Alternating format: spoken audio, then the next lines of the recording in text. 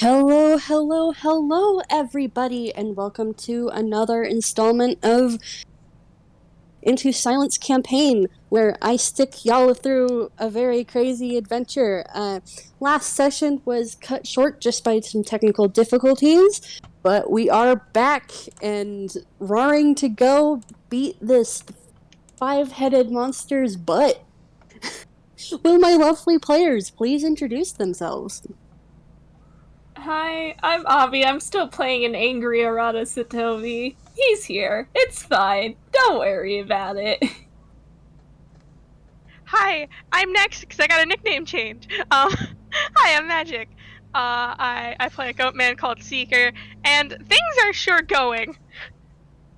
Mm-hmm. They sure are be going. They be going all right. Hi, I'm Katie. I play Sasha, redacted, and I'm in the hot seat. And I am Oatmeal, and I'll be playing the professor. And I'm Tala. I don't know what's happening. The map does not look very reassuring now that I'm looking at it. I am also playing Amber Pyreson and Box Pyreson. Whom we love very much, and I am Mira, your DM and host for the evening. I will be playing Sammy, some NPCs, and the memory draw, which y'all are fighting now, who has 5 heads. Yay. Can't wait to When fuck we- this thing up! When we last left our heroes, were we winning? Question mark. No, not really. Some bullshit went down. To recap, for those who might not have remembered this or just would like a recap in the actual recording, because things got a little scrambled,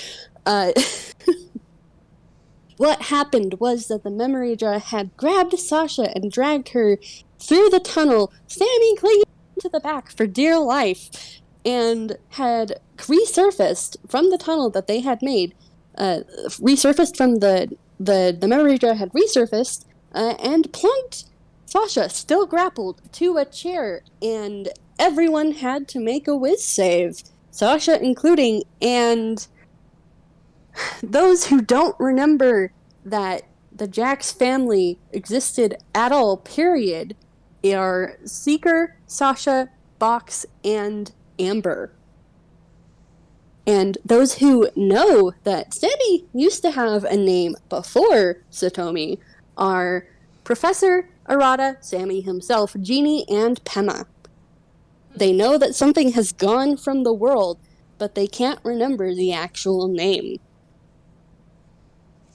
And Sasha herself has lost all knowledge of her family's whereabouts, what they look like, what they sound like to an extent, though her knowledge is more of a vibe than a actual sound. And she knows that she has family. She knows the extent of that family now, but she does not recall names, faces, or appearance. And that includes Sammy. Yep. She knows she has a brother, that she was looking for her brother, but she does not remember his name or face. Or what he sounds like. Mm-hmm. Finger guns. Yep. All you remember is his vibes. Vibe check. Good. Yep. So, yeah, everyone, I will give you a tiny bit of space right before we jump kind of back into combat once again to kind of react to losing this bit of knowledge that all of you have collectively lost. No, you fucking don't! And I'm just going to roll a whiz save. I mean, Box and Amber don't know what you guys are upset about. Nothing happened. Sammy's shading turns purple, and he just clings to Sasha where she's being held. He can't really pry her loose right now, but that's what he wants to do.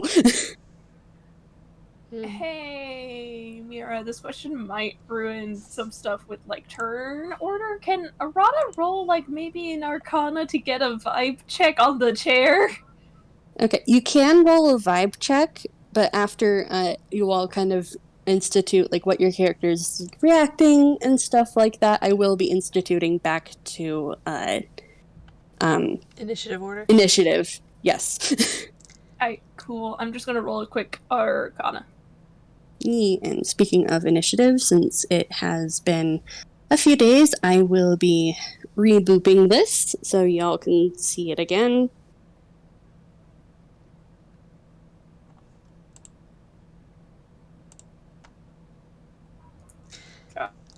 I think. I don't know. Oh, sorry. That was a 14 on Arcana. I don't know if that gets me anything. You basically get the sense that this thing is pulsing with silence. You don't know how that actually works, but you can definitely tell that there's a pulsing beat to it. As it just kind of drains these memories away. The professor, for his reaction, just sort of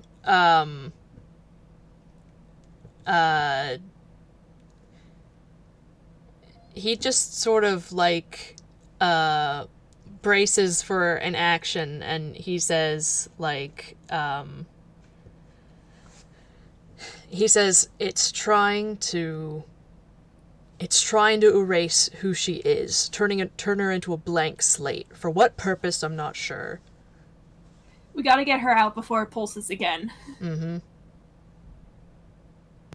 I do a wiggle. Sasha is just staring blankly.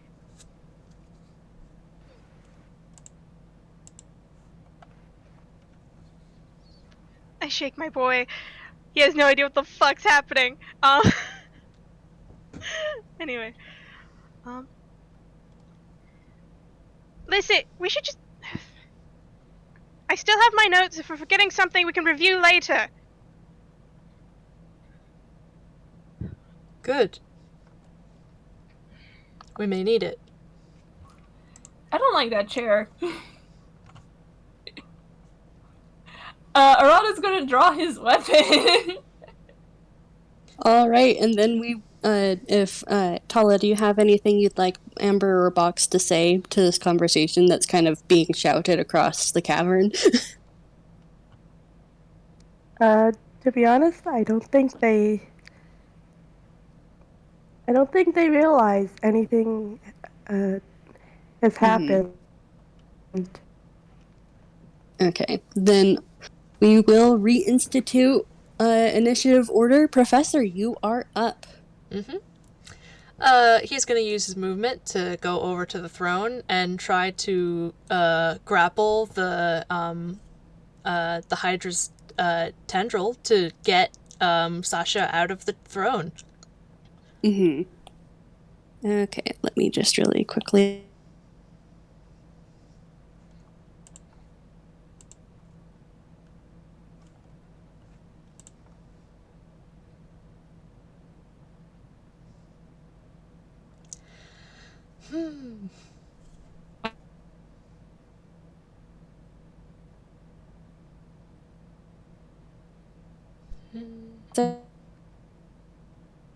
Sorry? It's just... Ooh, you sound like Mira? Mira? You are a glitchy robot. Yeah, I can't believe Mira's a robot. unintelligible. Mira. Mira, you didn't tell us you were a robot? You want to try that again? I can't believe all this time. Alright. Give me a second. I'm gonna go onto my hot... Wi-Fi is being a jerk. Okay. Can everybody hear me okay? Yeah. Yeah. That's Okay, weird. phew. Are you guys Okay. like in different... I'm in the building? basement, and she's upstairs. So, Okay. How's this? tried. How's this? Am I good? Oh, Yeah, that's you're much good. better. Okay, good. Alright, I was basically asking if you were on the opposite side of the memory draw, trying to get to the throne, right?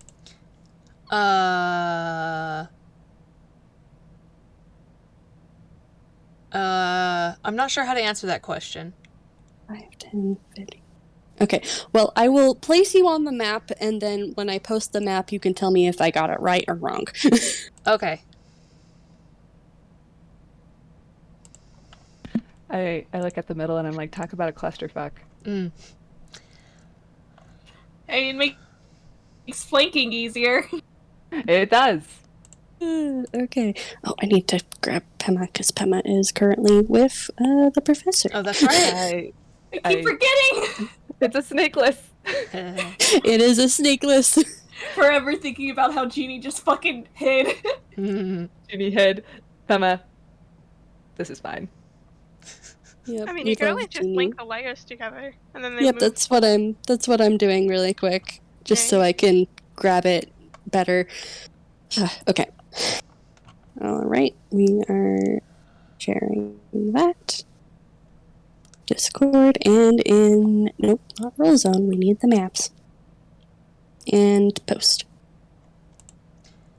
Okay. Okay, so the memory draw is like behind the throne? Yes. Oh. Like it's kind of like behind but on it at the same time. Yeah. Yeah, no, that's about right. That works. Okay. Because he's All kind of like grabbing the tendril to get it off Sasha, to get Sasha off the chair. Mm-hmm. Okay. Then I'm going to want you to make a strength roll. Mm-hmm. Okay. Oh no. Oh no. Okay, so I got an at 1. No! Yeah, no, I'm not even gonna have to roll for the memory draw. That doesn't work. Yeah. You just tug, and it just doesn't work. It actually grabs Sasha tighter and just kind of snuggles her more onto the chair. She kind of gasps, but still doesn't really look like she's paying attention to anything. Sorry, dear. I think that's his turn. I don't. Yeah, trying to grapple is an action, so. Yeah, I don't think he has anything else. Do you have any bonus actions or anything you'd like to take? Thank you for asking. Let's see. Oh, man. A minute. Okay. I think,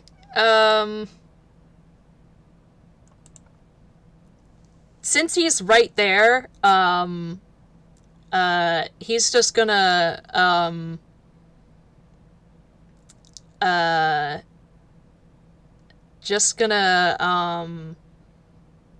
give, Sasha, a brief pat on the hand and just say, "Hang in there, dear. Hold fast."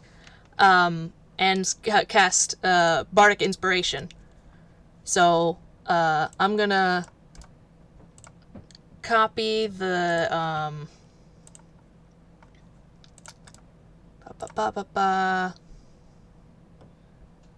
you get Sasha for 10 minutes. You have a 1d8 that you can add to an ability check, attack roll, or a saving throw.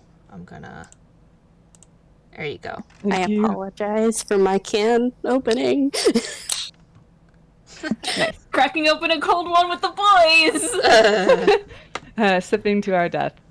But yeah, Sasha has that now. Sasha has that now, the FPS. Anyway, Okay, Sasha, your turn. It is up. me has to make a whiz. Do I need to make a whiz save or anything? If you want, you can. Okay, cool, because she is not processing. She is in literal shock. Congratulations on taking 90% of her life. You handed me this knife and Oh now no, I'm I gave you this stabbed with knife it. and I helped you plunge it into my heart. I have no regrets. Yeah, now you're Okay. turning the knife back on me. Yes, Great. because that's how our relationship works. Where have you been the past 6 years? Okay. All right, girl, come on. That's a 15. She kind of tries to come to a little bit, and she looks at this thing, but that determination, Professor, that you usually see in her eyes when shit goes down is just kind of weak and gone. Mm-hmm. And she tries to cast. Looking at my spells.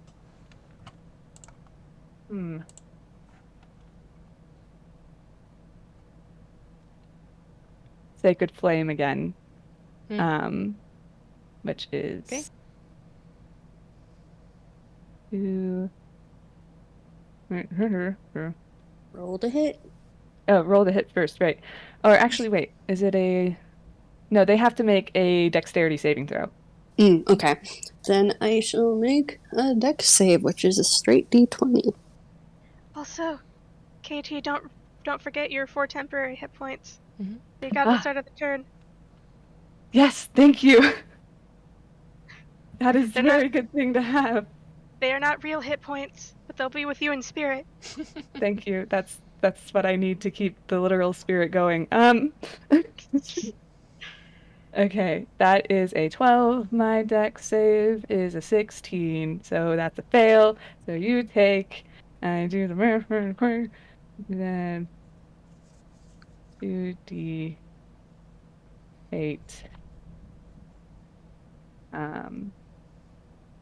plus whoops plus 2 is a little less. Okay. 11. And then I will say, because Pema can go with Sasha's turn, I look at my spells really quick. Yeah, Pema's going to kind of jump off of the professor, turn into a cat, and bite the thing, and cast Inflict Wounds, which takes one of Sasha's spell slots. Okay. Does Inflict Wounds require me to make a save at all, or do you have to roll to hit? Make a melee spell attack. I have to roll to hit. So Okay. because it's Sasha's spell, they use Sasha's modifier. They can only use Sasha's touch spells, nothing else. 2 d20 and If you want to... 18. Oh. Okay, an 18 definitely hits. Ooh. Roll your damage. Roll damage. Sorry, I'm just really quickly getting a new page so I can take better combat notes. No, you're So, good. if you hear the rustling of a... Sorry, no, I'm doing... I'm doing math. Okay, so if you hear the rustling of a page, that's just me really quickly scribbling down just some HP stuff. Mm-hmm. That is 15 points of damage. Woo! Okay. Wait, and no, that is type of damage is necrotic. And the one before was radiant. Okay, all right. Okay. And Pema is hanging on.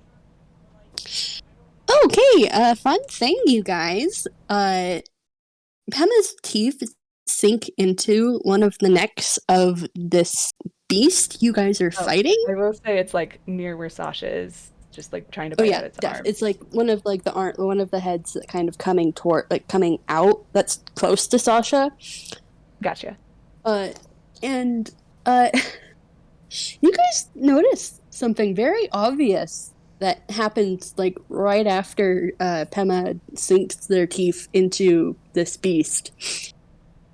One of its heads actually starts to wither and then crumbles into white motes of light. Whoa. Looks not so high and mighty now, huh, fucker? Good Kibby. As long as you don't try cutting the heads off, I guess we can destroy them.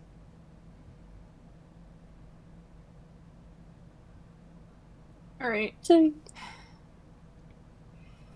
Sounds like So, a plan. that is Sasha's turn. Box, you are up. All right. Let's see. I'm going to hold on, I'm looking at the map. Yeah, okay, so they're going to try and get to using both their walking and flying speed. Get to a position that's like directly opposite of the memory draw, like on the other side of the throne. So, So by the professor? in a bit of a curve downwards, pretty much. So you're saying you want to go by where? By the professor, but like further back. Okay. Remind me again how many movement feet? How much movement So like do they maybe have? 10, 20 feet further back. Yeah, but what's their movement speed?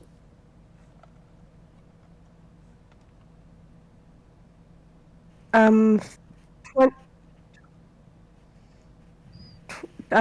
20 feet walking and 30 feet flying. Okay. So 5, 10, 15, 20, 25, 30. Okay. You're not able to get to the full area that. Wait, no, let me. 5, 10, 15, 20, 25, 30. Yeah, okay. There you go. So, well, it's 50 feet in total they can move, right? No, it's 30 feet they can move while flying. You're Wait. either flying or walking. Mm-hmm. Hold on, I thought with, like... Yeah, but I thought with... Oh, okay. Yeah, it's Well, that's it's an either still or. good enough, actually. As long as they're... Like they are like 10 feet away from them. From it's just words. I will showcase the new map where Box would end up.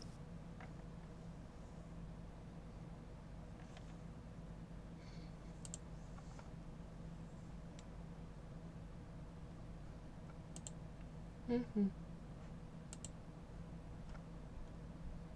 Hold on, it's loading for me. Mm-hmm. Yeah, okay, that works. Then they're just going to fire the force ballista again. All right, roll to attack.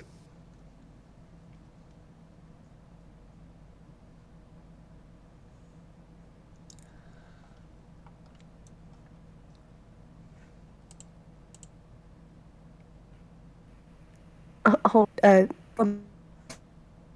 is a bit slow today. Okay, a 17 does hit. 17. Alright, 2d8 damage. Plus the Hydra will be pushed 5 feet away from Box, so Okay. so it's also out of Sasha's square. Sorry, what about Sasha? Sorry, what did you say, Tala? Oh, because of how the force ballista works, the Hydra is pushed back 5 feet, so out of Sasha's tile. Okay. Let me grab. And that should be Box's turn, so Amber is then also going to come in, and okay, this might take a bit of positioning. I don't want to hit the others with the thunder wave. Oh. Oof. Does question? Does a silence entity have weakness against anything having to do with noise? Arguably, you could argue for resistance or for It could be either. Yeah, honestly. It would. I honestly just need the area effect.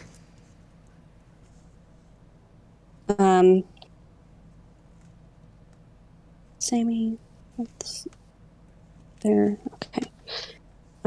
This is the updated map. For the recording, can you please read out what the spell you're wanting to do would do, Tala? Oh, yep, of course. Let me just find it real quick. Shit, All I right. forgot A wave of thunderous force sweeps out from you. Creature in a 15-foot cube originating from you must a Constitution saving throw. On a failed save, the creature takes 2d8 thunder damage and is pushed 10 feet away from you. On a successful save, the creature takes half damage and isn't pushed. I think with the Hydra's, considering the Hydra's size, would it be possible for Amber to position herself in such a way that only Hydra is hit? Yes. Yes. Okay. Thank goodness. She's gonna do that then. And I need to make a Constitution saving throw. Okay. Let me just really quickly move Amber on the map real quick. Amber has 30 movement, right? Yep. Okay. 5, 10, 15. 5. Okay. Moving you kind of right here. Okay, so that way. And then I'm just really quickly going to draw kind of like a little.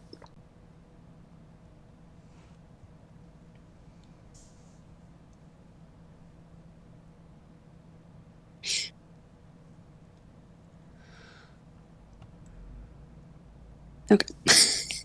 Just because just for this move of yours, really quick, just to designate where it's going to be hitting.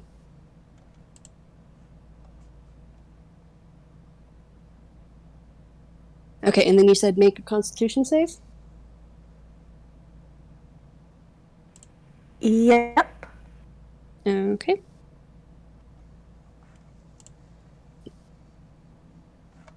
All right, does a 14 make it or no?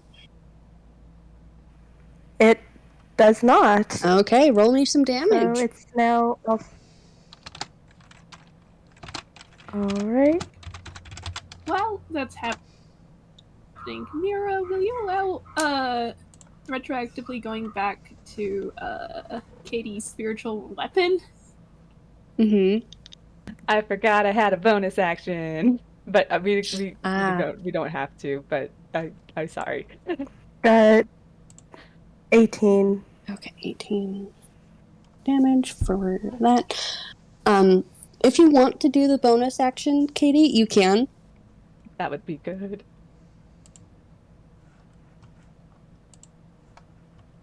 That was on me for not asking if you had a bonus action you wanted to do. Like I just legitimately forgot. You're fine.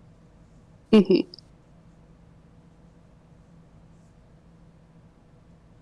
By the way, after the Hydra has been pushed, is it now no longer grappling Sasha?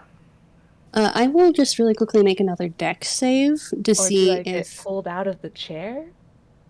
Well, it went I'm rolling- backwards and it was behind the chair, so if anything, you probably get pulled further into it, frankly. That is totally also okay. Okay, yeah, no, it did not lose its grip on you, Sasha, unfortunately. So you're just further yanked into the chair. I appreciate all Aditi efforts. We are doing our best. You know what? I will take whatever consequences. Again, I can just stab Mira with the knife later, so we're good. Yep. I will be stabbed. Yes. Hello. I shall stab thee. Spiritual weapon? Oh. Yes. That is Right. Oh, wait. Did I roll the hit? I think I forgot to roll the hit. Yeah, you need to roll to hit. Plus your small casting modifier. Roll the hit. Yeah. So if I do hit, it's 7 points of damage. That hits. Yeah, 7 points of damage. She's still out of it, but you see that the kind of warbling, like, you know, if sound waves could make an image, it's like that, but silence, and it just shoots more like arrow type things into it, but only manages one. Okay. All right. And just to make sure, Amber, you've gotten all of your turn out of the way. Oh, like you've gotten what you wanted to do. Yep. So, hold on. I'm looking at the movement and hold on. Let me just. Yeah. So, it's actually not in either a situation multiple movement types. Since it can be brought up. Also, like at 0. Also, quick question, Tala, do you have to go to eat dinner at any point?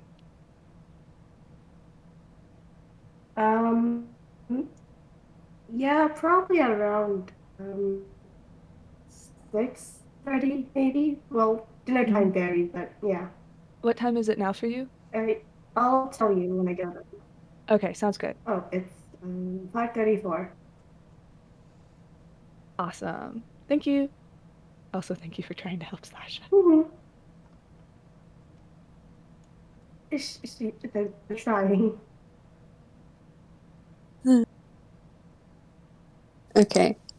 So if Tala's done with their turn. Yeah, that is. Okay. And then it is our rogue boy who is very angry right now. It's Arata's turn. Okay. Question. Mm-hmm.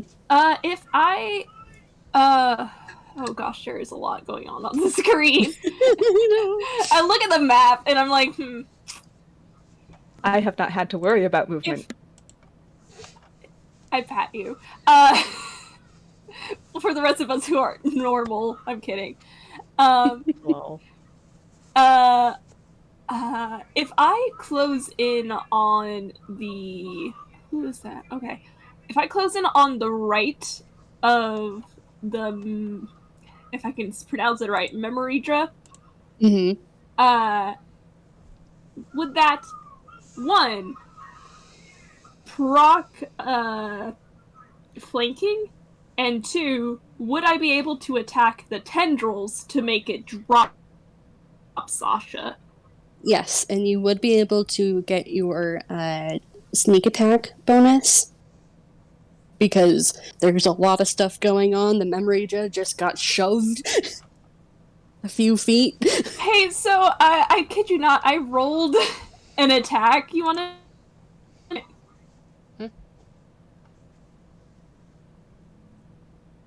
If I can remember my modifiers.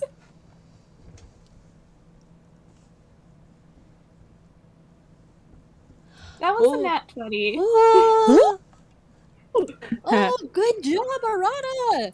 Anger. Angy. He's been angry this entire game, I guess. Let me remember. Also, just tell me if I got Arata's position on the map right, also. Yes, that's perfect. Okay, great. Just wanted to double check. Yeah. But yeah, roll me damage, my friend. Yes! Hang on. This is the base attack, and I'm gonna roll sneak attack after I post it.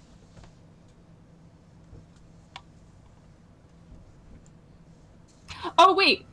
For crits, how are you ruling them? Is it doubled? After all of the damage is rolled, I will double it. Alright, cool. Just because it makes more sense in my brain. Yeah, and I believe it is a 46 at 8th level?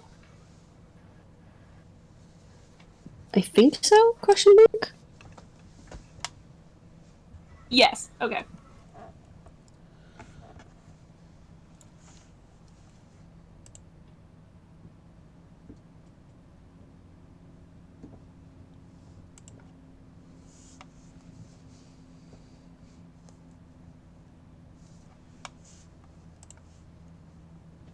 So that's 23 base.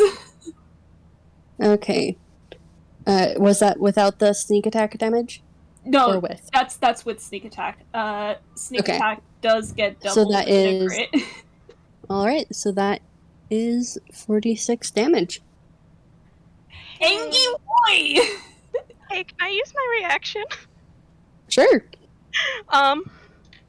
Arata, you hear this sort of like whistle behind you and like a clapping from Seeker, and just a bravo again. And I have used Encore. Let me go grab it real fast. Yay! Hold on, if I can ever get the fucking page, I'm just gonna take a screenshot. Oh god. Also, I forgot to roll something really quick. All right. Oh, shit. Frightening! Does Sasha lose more stuff? Do you want to go roll first, Mira, or? I just really quickly am gonna be rolling something real quick. Okay. Ominous. Alright. I am going to Encore. Encore is me expending one of my Bardic Inspiration dice, in order for Arata to take that same exact action again, with the same buffs. I'll read it exactly from the thing. Expending one of your Bardic Inspiration dice, the target will repeat the last action they took with the same buffs or debuffs against the same target or targeted area, or use the same amount of movement speed used. You will have no negative effects from taking the same action twice, and will not use another spell slot if you had cast a spell. Okay, so I roll again. You roll again, and also you get sneak attack damage if you do hit. Wow. Fuck. Amazing. Oh!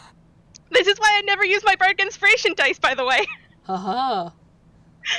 That's... Okay, that's not a crit, but that is my boy doing a 22 on attack. Alright. To hit. It hits.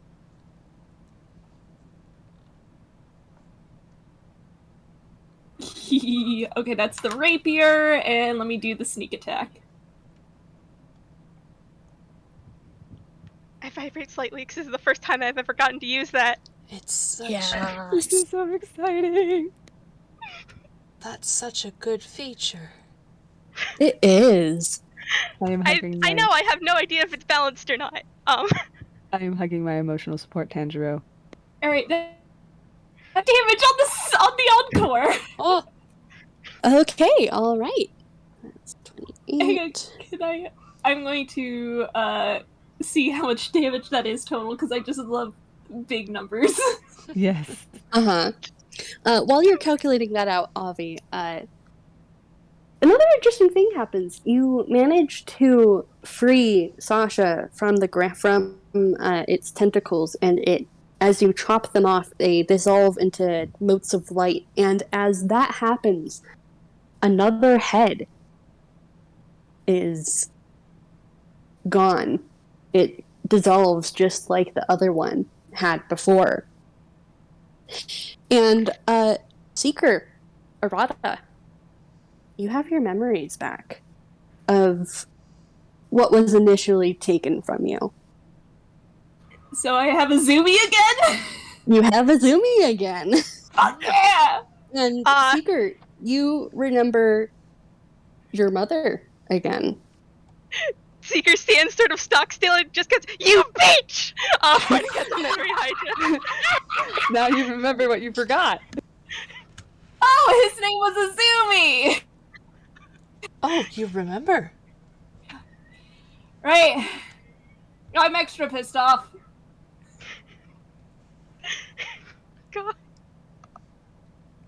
Good job, both of you. God, Seeker's now pissed again. Is Sasha still in the chair, or did she fall out? You know what? Roll me Dex to see if she stayed sitting or not. Cool. Dex save or just straight Dex? A Dex save. A Dex save. Cool. Can I scroll? Is it at disadvantage or anything, or? No, just roll me a Dex save. Cool. Just double checking.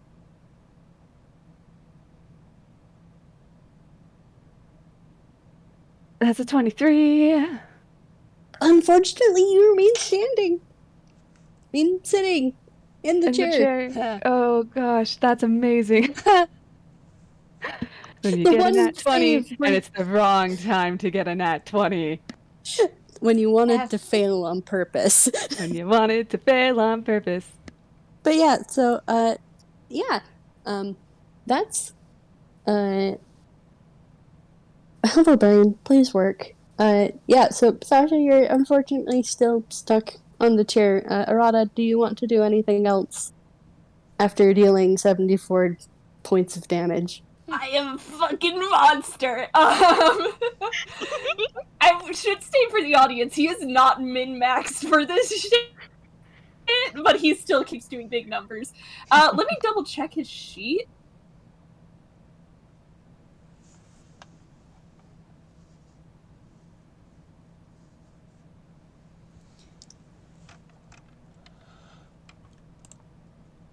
Yeah, no, I don't think I thing at the moment.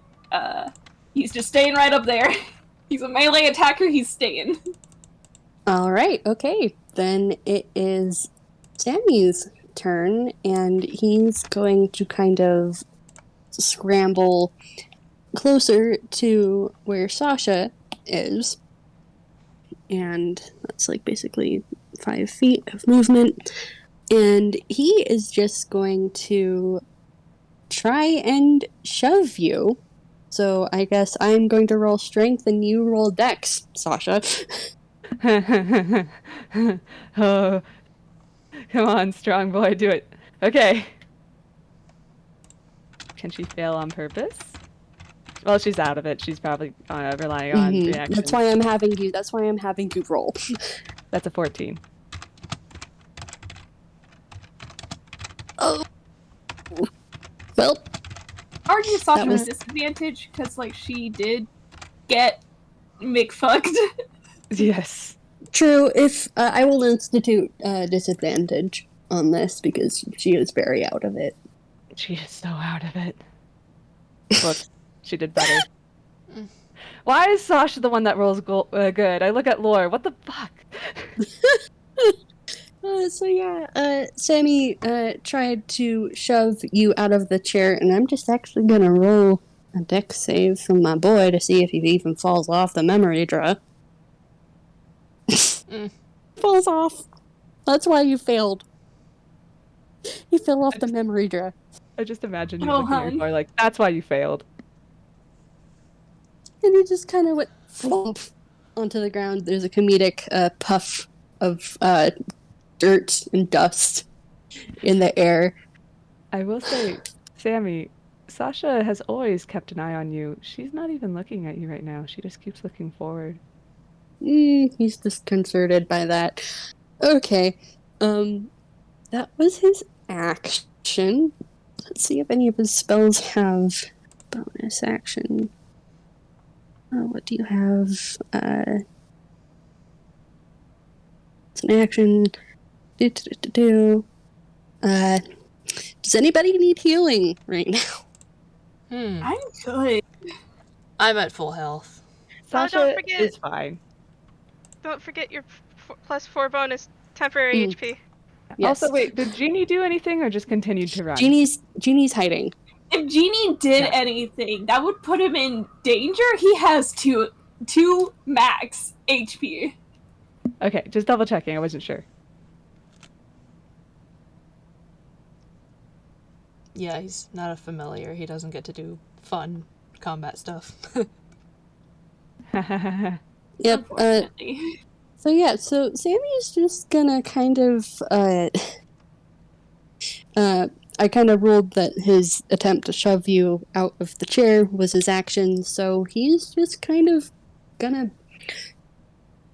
be there. I gotta put him where he fell off now that he's not on the memory draw anymore. Grab him right here. Just kind of clocked his face against the chair. Probably takes, like, the rest of his turn to just not be prone. Yep. Like, that's his movement. Yeah. So, yeah, that's Sammy's turn. Seeker, you're up.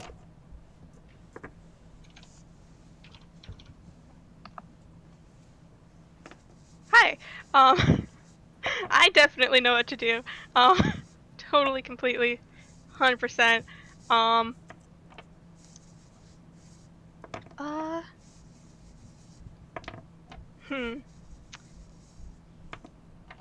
Could Seeker walk around the fuck. Memory You can Dra. just say Hydra if you can't pronounce it. Mm-hmm. The big fucker. Or that. The big fuck. I'm sorry. Can Seeker sort of walk around it and try to also get Sasha out of the chair? Okay, Like, so I'm gonna pull put you... Sasha out of the chair? Yep, okay. Again, I'm going to have you roll Strength and Sasha Dex. Oh, god damn it. Though Sasha will be at disadvantage. Good. Okay. My girl. Seeker, please. Man, if this was strength save, it would be a different story.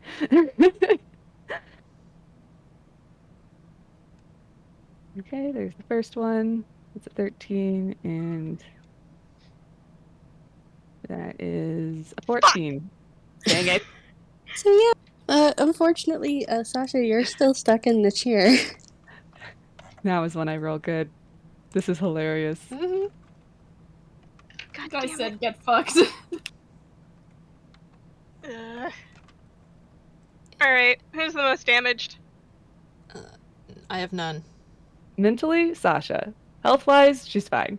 So far, How I don't fine? think... She's like, with the 4 per round, she's at 38 out. I mean, her max is 40 and she's at 38. She's fine. But that's temporary That's hit points, 2 not HP. permanent hit points. Yeah, her normal is 30. Like, she's at 34 out of 38 normally. So, like, she's fine. Save your spell slots for damage. I put my hands on your shoulder. I don't have any damage. No, to give to... Oh, you don't have any damage spells? I have 1 damage spell and its area of effect. We're standing right on top of the fucker. Gotcha. Cool. You can heal her if you want. Poor Seeker. I picked so many area of effect spells for this boy. Oh. I'm sorry.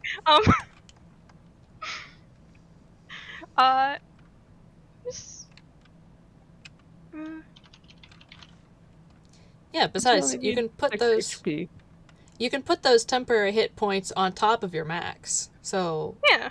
That is true. I forgot about that. Seeker failing is just going to slightly shake Sasha and go, snap out of it, damn it! I'm gonna cast Healing Word. So that's a fun healing word. That's an insult. D4. Hey, still a word. Still a word. You heal 8 hit points. That is perfect. I just needed at least 6. Also, And then you have... Oh, you go ahead. You go ahead, Magic. No, you go ahead. Well, you're describing the spell, right? No, I was going to comment that there's like 4 temporary hit points on top of that, so... Sasha is protected. Sasha, make another whiz save, again, to see if you can snap out of it, because Seeker is telling you to snap out of it. And also shaking you. Yes.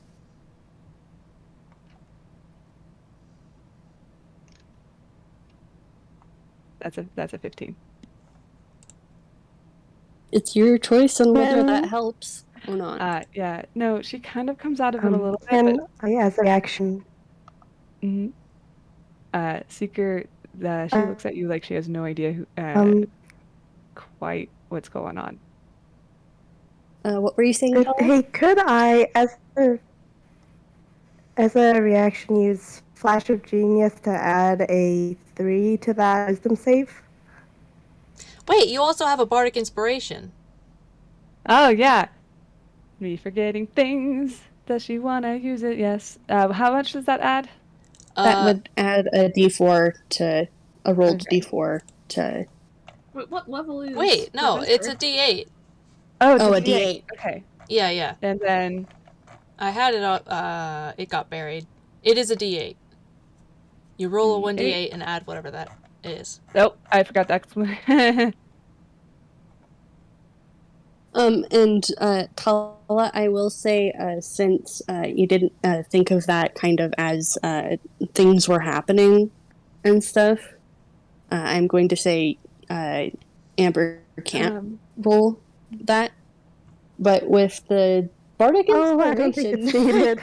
it's not needed, because that was a full D8. Sasha snaps out of it, actually, Seeker, and looks at you. She knows you. And can she stand up as a reaction? Yes. She purposely pushes away from the chair and kind of falls, just stare at it in horror. I mean, Seeger was holding on to her shoulders. Okay, cool. Yeah, no, just kind of jumps into your arms then and staring at that thing, completely horrified. Seeker is now holding a toon. This is fine. Say hello to Scooby, Shaggy. Gotta draw that later. Scared of a chair. God, this is even more comedic because he's shorter. Anyway. Yeah, don't worry, she doesn't weigh a lot. He's just here now. Okay, alright, okay. Alright, is that all that Seeker's gonna do? Seeker doesn't have any more things because I did a movement. I did a movement. I did an action. I wanted to get on my bases before we moved back to the memory draw. Yep. Fuck us up, Mira. Okay, here we go. Looking back at the stat block.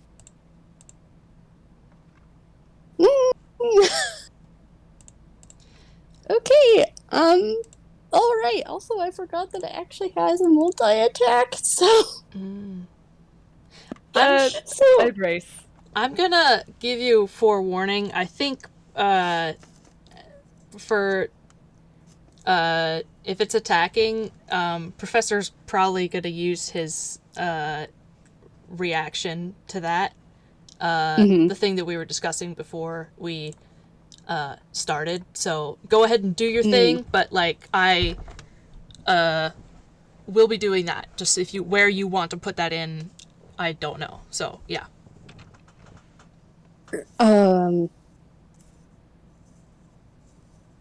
I am so sorry. I don't know exactly what you're referring to. Oh, okay. So okay. He has a react if something does an attack roll, or other stuff, but he can basically roll a thing and take that number away from its roll. It's cutting words. It's cutting words. Oh. Yeah, okay. but I wanted to let you know now so that you didn't play it all the way out if it ends up failing. Okay. Alright. Let me just really quickly roll. 'Cause one of its remaining, lost 2 heads. So, one of the 3 remaining heads, kind of just looks at both you and Sasha, Seeker, and it is very displeased. It was gonna try and attack either, it was going to attack, Seeker. But I'm pretty sure a 10 does not hit. No, it doesn't. Surprisingly, with my low armor class. Just kind of jumps out of the way. Yep. Sidestep. Yep. All those snowballs has him trained. And then we're gonna just roll. Okay, that's an unnatural 20. So, Professor, if you want to do your reaction now. Yes. Alright. Reaction. Cutting words. As a reaction, when a creature within 60 feet, that's not immune to being charmed. Oh, yes. Is this thing immune to being charmed? Let me look at its immunities. Oh, yeah, it's immune. It's immune to being charmed. balls. F! God damn. Well, that doesn't work then. Should I expend the thing or just not bother? I would say not bother, save your spell slots. It's not a spell slot, but it is a bardic inspiration slot. Save your bardic inspiration slot. Thank you. Save yourself. Yes. Run. Thank you. Very magnanimous of you. I will just Seeker. Yeah. That's a D. That was 20. I'm pretty sure that does not. Oh yeah, that does definitely. hit. Okay. I'm not. My armor class is like a 14. Mm-hmm. God. Okay. It's D Oh boy. plus 3. Okay, 7 points of damage. That's not too bad because I get to -4 from it, and that's just 3 off my total. I can do math. That's math, right? Mm-hmm. Yeah, that's math. I do have to roll concentration though. Please! Is that concentration for Heroism. The D4 That's a thing? 7. Mhm. Nope. Oh, Do no! we lose those temp hit points, or do we keep the ones that we have? You lose the 10 hit points. Okay. Good thing he healed you. And unfortunately, Seeker, you are now grappled and being dragged towards the chair. And roll me a dex to see if you can hold on to Sasha. Does, like, hold on to Sasha as in, like, take her with him, or? Yes, you can choose to drop her, however. Do what you wish. If Seeker is being dragged towards the chair, Seeker is going to drop her.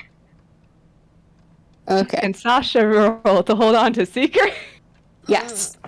And then in that case, Guys. I was basically grapple rules at this point. Yeah, no, it's okay. Sasha's probably gonna lose, gal. I look at her strength. It's fine.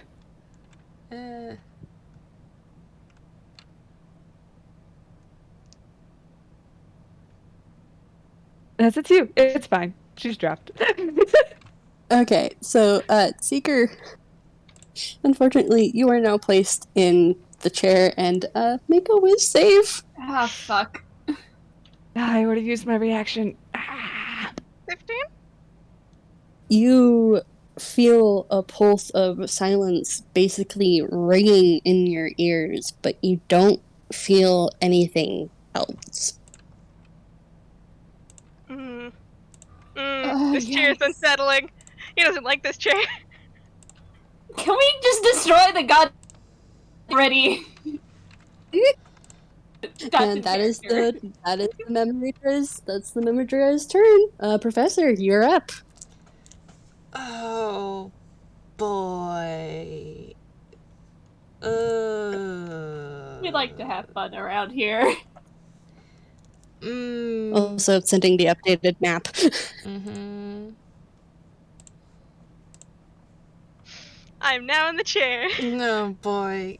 Hot seat. To the hot seat. Oh, you're in the quiet corner? Oh, this is so frustrating. Oh no.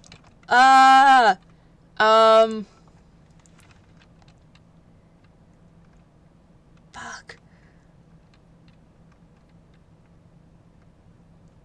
Oh, jeez. You okay, Oatmeal? Yes, man, I had a thing and it doesn't. I'm so sorry. No, it's this is how D&D works. Let's see.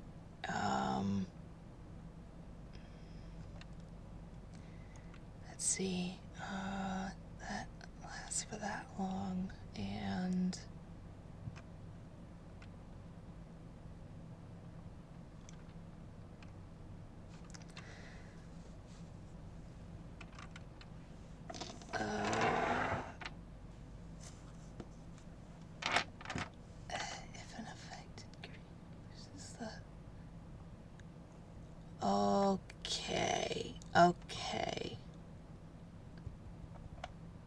All right. Okay, how many? Let's see. 5. 1, 2, 3, 4.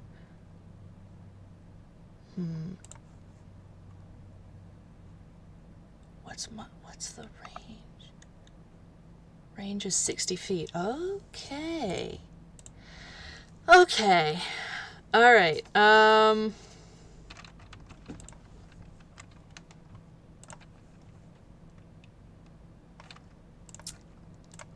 Okay.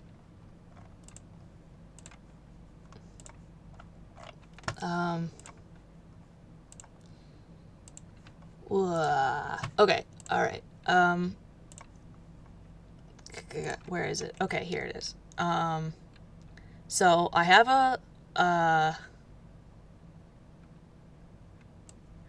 a spell that I'm gonna cast. Range is 60 feet. I can target up to 5 allies that can hear me. So that's 1, 2, 3, 4, 5. That's all of them, except for Pema and Jeannie. That is A-okay. Okay, so I'm casting. Boom, done. Motivational speech. You address allies, staff, or innocent bystanders to exhort and inspire them to greatness, whether they have anything to get excited about or not. Choose up to 5 creatures within range, 60 feet, that can hear you for the duration. Each affected creature gains 5 temporary hit points, so you all have that now, and advantage on wisdom saving throws. Nice. If an affected creature is hit by an attack, you have advantage on the next attack roll you make. Once an affected creature loses the temporary hit points granted by the spell ends for that creature. So once those temporary hit points, once you take 5 points of damage, you no longer have wisdom advantage, and you no longer have. Well, no, you do have advantage on the next attack roll you make. But the spell ends for that creature once you get hit for more than 5 points. Okay. That's that.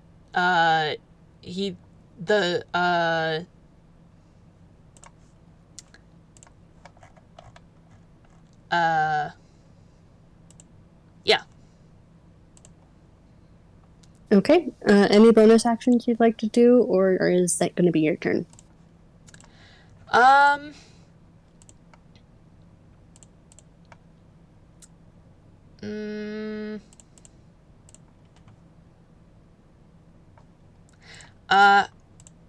Let's see. Can I do this as a action, bonus action? Okay. Yeah, he's going to he is going to cast Bardic Inspiration on Seeker. Nice. Because you're in the chair. So, for 10 minutes, you have a D8. In addition to the spell that he just cast. Hey.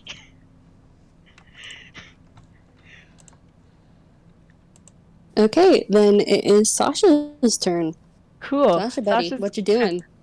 Sasha immediately reaches out, grabs Seeker's ankle, and casts Guidance on top of everything else. Oh, wild. Okay. And then uses their bonus action to take another to use spiritual weapon. Boy, we chipping away at this thing. Okay. 20, 8, That's 16. Is that hit? Are you hitting the memory draw or the Yeah. chair? The memory draw? Yes. Actually, that hit. no. Do you want to hit the chair with Seeker on it? Yes, Sasha would. I'm so sorry. Ooh, Okay. I have alright. nerves all of a sudden.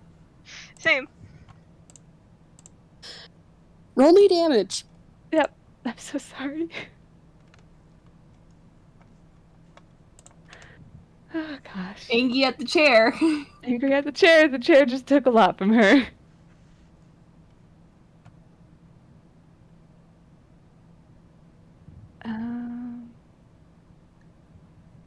Sorry, double checking a thing. Okay.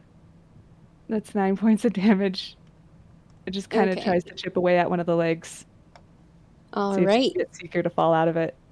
It connects with a heavy thump. Seeker and Sasha make whiz saves. Okay. Guess who has a lot of advantage? Oh Seeker. my god, Seeker! He's a god now. It's... Hold on. Don't forget about guidance. Wait, does guidance apply to... Yeah, guidance is a D4 on top of that. I'm... And bardic inspiration. And bardic inspiration. Yeah, For Give Seeker. me a sec. that's a 12 for Sasha. Mm-hmm. Ah, boy. Hold on. Sasha, did you... You also have advantage. Yeah. Oh, has advantage. I Tala's forgot. laptop crashed. Oh no. No. Where did I put the information for the spell? Did I put it anywhere? You put it in maps. Holy Did shit! I? Oh. Hi. Sorry, I meant to put it here. I got a 28. Wonderful. Discord. I forgot to put an I. That's what I did. Hold on. Fuck. I need to do this in the opposite order. Give me a second. No, you're good. I totally remember how to do dice parser. Definitely, totally. I didn't do this completely wrong in the slightest. That's a 10 total. Shit. I can do a thing because Pema hasn't gone. Do we want to like take a quick break to wait for Tala? That's yeah, true. let's take a quick break. And I will Can Pema detail... do the one thing first because it is for Seeker's roll? Alright, we can wait. You can do what you want. Okay, because since it's a touch spell, Pema can cast guidance on Seeker too. I don't think guidance stacks. Mm. Damn it! Mhm. Well, if it's okay, never mind.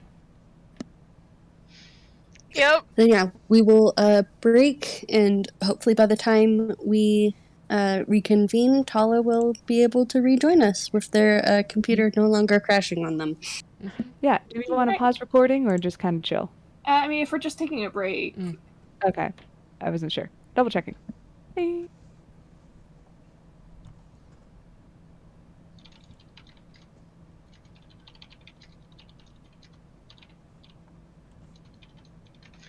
Oh boy. Hold on. I'm gonna message Mira real fast. Let's see.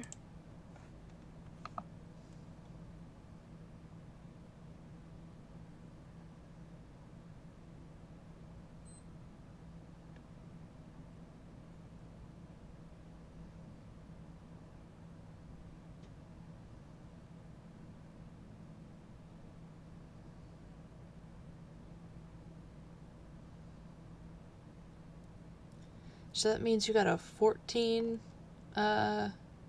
magic? No, I got a 10. But I got a that's... 10 total. I added the 4 in the equation. Oh, I see now. Okay, I got it. Yeah, no.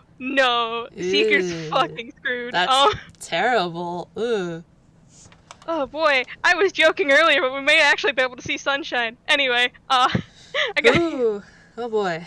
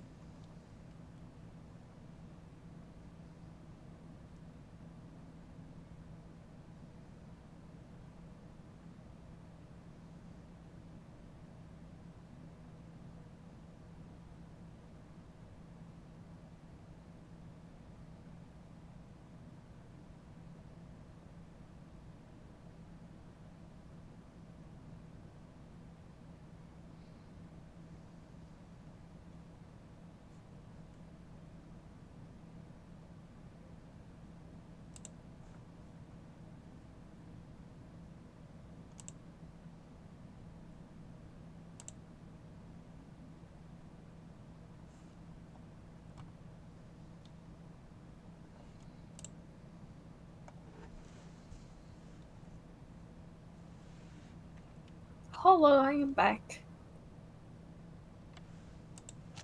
Hello.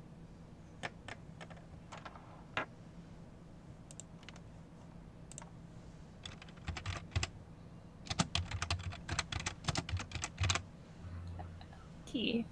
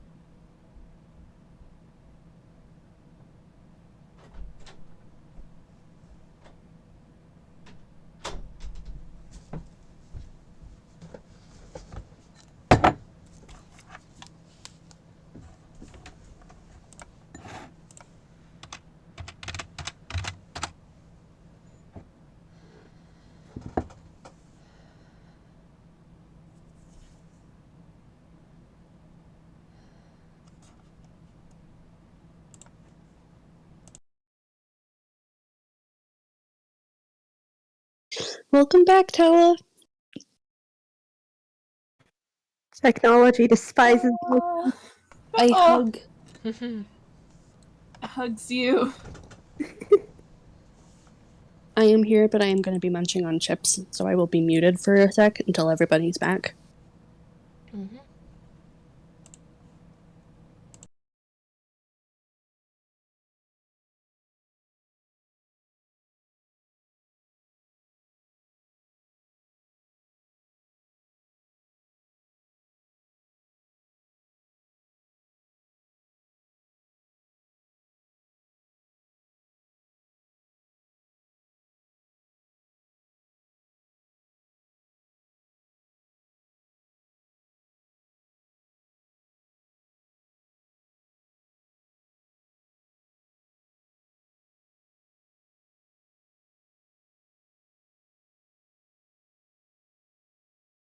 Wiggles in y'all's direction.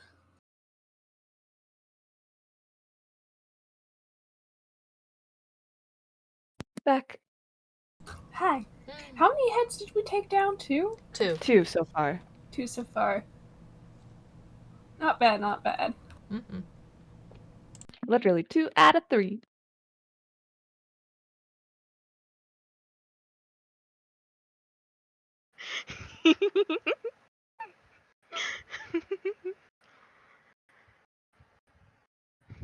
Hi.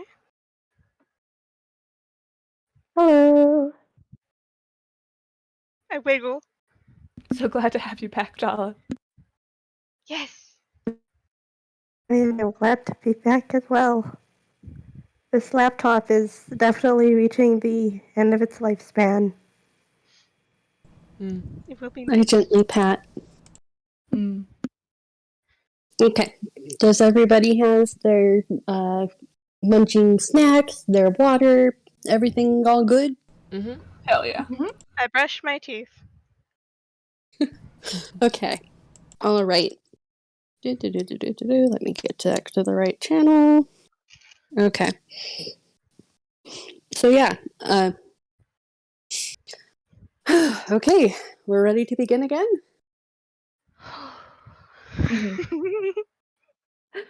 Pema's gonna cast Inflict Wounds. Okay. Is it that's a roll to hit, right? Yes. Okay, then roll to hit. Is that a reaction? No, it's just Pema's turn because guidance didn't work unless we tried guidance. I feel like Pema would know that guidance doesn't stack because I did not know that. Yeah, I'll let you cast an alternate spell just because you Cool. didn't know. Yeah. I was just curious if we resolved what happened to Seeker. Oh yeah. Do we want to resolve? Oh yeah, that no, first, I'm. or... You roll for Pema, and then I will go into what is going to happen with Okay. Seeker's failed roll. That's a 15 to hit. Yep, that hits. Cool. Roll me some damage. That is damages.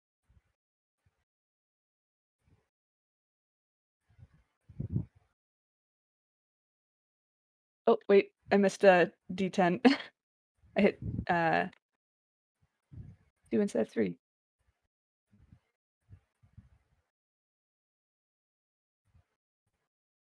That's 6. Okay. That's something. Pema, you bite down, and it just kind of grumbles at you, so to speak, in the silence dialect that you both can understand by your very nature.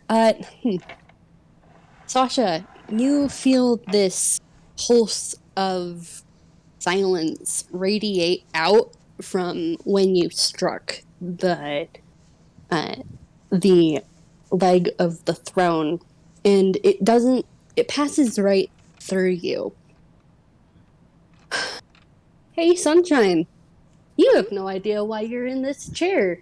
You know you're an Inkwell, and you know you're surrounded by what you presume to be your party members, but you are. What is going on here? Does he have any idea who's sitting on his lap? I think what happens is like Sasha, you see Seeker's face kind of like go blank, then scrunch up weirdly, and like look at you, and then look like around and just what the fuck? Sasha's Sasha! terrified. Oh, it's got him too. Sasha just, okay guys, don't destroy the chair just yet. Oh god. What in the hell? If you can get out of the chair, maybe get out of the chair. Well, obviously. What the fuck is that thing? Seeker looking at the Hydra. Just get out of the chair. We'll talk about that later. Get out of the chair. As a reaction, you can get out of the chair, Sunshine. Sunshine is getting out of the chair. Just what the fuck? What the fuck? What the fuck? Oh, his name is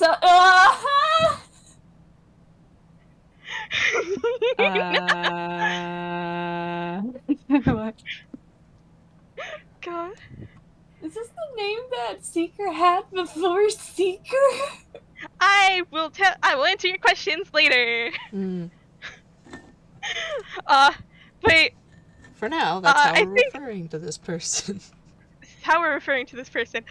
He sort of like bolts out of the chair, still holding Sasha, and It's just, what the fuck? What the fuck is that thing? What the fuck are these clothes?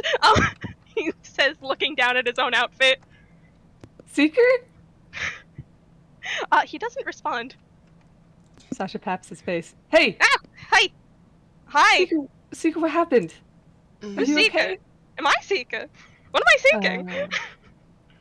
That's a Sasha very good just- question. Looks like, what is your name then? Oh, I don't have one. Well, not one you're Cool. allowed to know. Just call me anything, really. Cool. All right. She just pats your head. He kind of, like, scrunches back, like, Don't patronize me. I'm not patronizing you. I just don't know how to react. Okay. We're trying to kill that thing. That's all you have to really worry about. Cool! What is that thing? Bad. I think you should cut away to someone else. It's stealing our memories! That explains why I have no idea how I got here. Yes. God. It's your turn. Who? Alright, okay, Box's turn.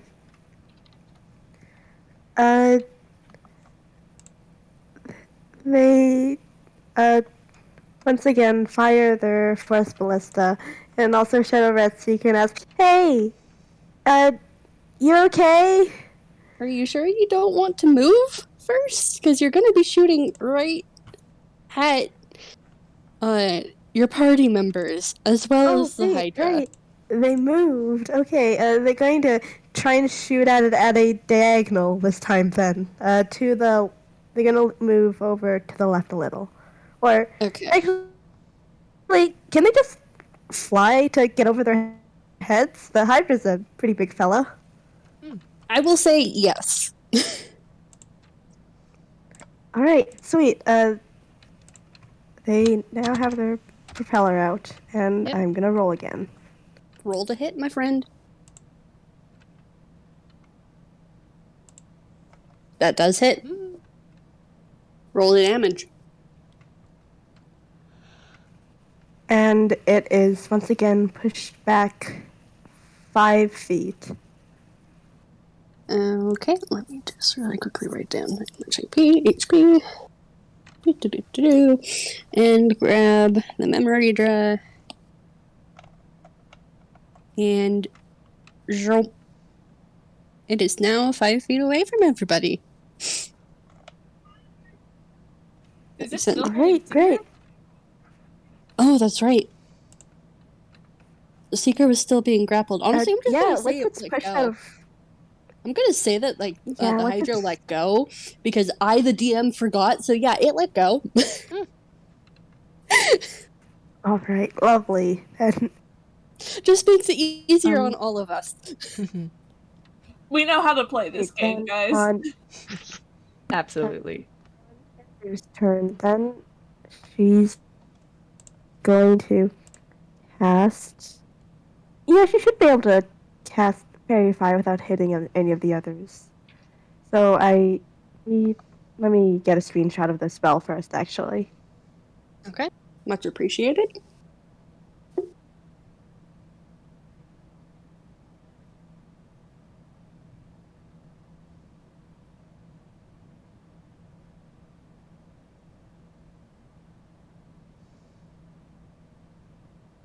Alright, I need to make a dexterity saving throw.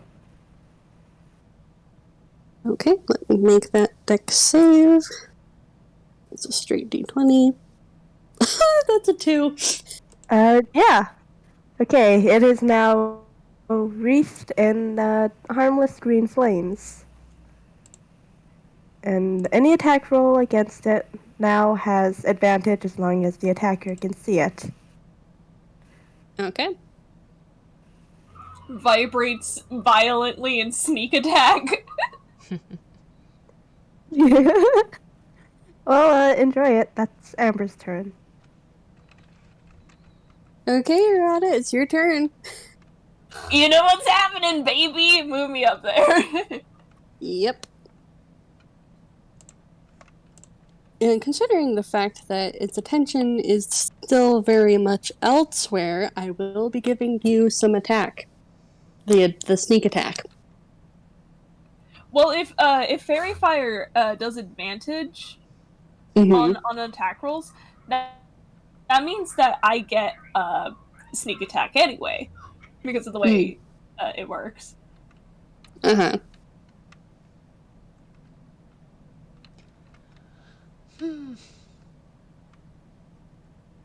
Okay. Updated map. That's a 24. That definitely hits. Wiggles! Roll me Kick for its ass. damage.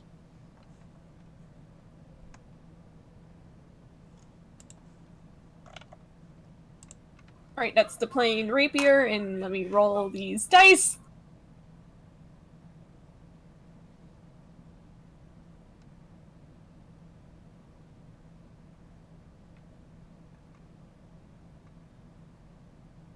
Hey, so Arata just rolled max damage on 3 of these dice? Nice. So that's 23. That's 30 total. Woof. Hey, Arata's Mira. kicking ass. This is what he's been built to do. Can you do encore again? Yeah, that's what I was just about to ask if I could use my reaction. I'm gonna say yes. Alright. Arata, you hear a very familiar whistle in the background. And you hear, "Come on, Glasses, kick its ass!" I have cast Encore on you again. Go ahead and take your action. Go. 22. 22 hits. Roll me your damage.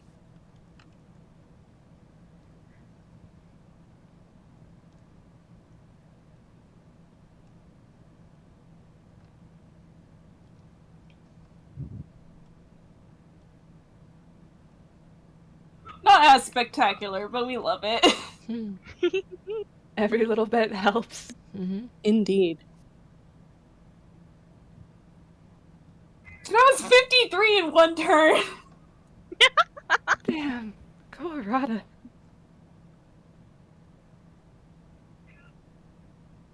See this, you whistle at him, and he, like, lifts his hand, like, in acknowledgement, and he just fucking goes for it. He's vibrating. This is his element. Sasha just, damn. Going toe-to-toe with a god, I guess. Or god, celestial question mark. Back at it again.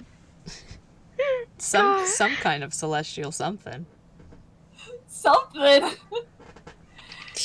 Okay, but it is going to kind of jerk its head towards you, Arata, and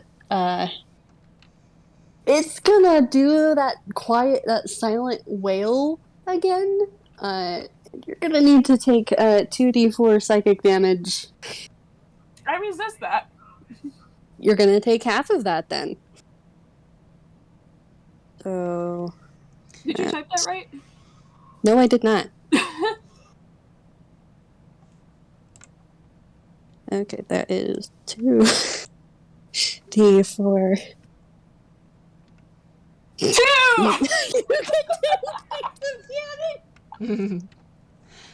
Arata just fucking grins, and it's that trickster grin of his, and he just goes, "You want to try that again, buddy?" The pain of stubbing your toe radiates through you. And hey, Arata, now that it's attacked you, you get another. Does it? I guess it probably stacks with the other spell. I will rule that it stacks. Awesome. I will rule that it stacks because I am a very benevolent DM. Oh? On your next, because of what's it called? I mean, fairy fire, you get advantage on the attack roll, but also on motivational speech. Because you've been attacked, your next attack has advantage. Oh, he's grinning. It's that trickster grin where he's just so fucking mischievous. He's going to wreck this thing's shit. And that's Sammy. That's Arata's turn, and Sammy is going to run up to the other side, and he is going to do an attacker with his greatsword. Oh, and if he's flanking, he also... Oh, wait. Fairy Fire already does advantage. Okay, so that's a +8. And let's see if we can get something higher than that. So close to a nat 20. So close. But yeah, no, 27 hits. And now to roll the greatsword damage. That is 2d6.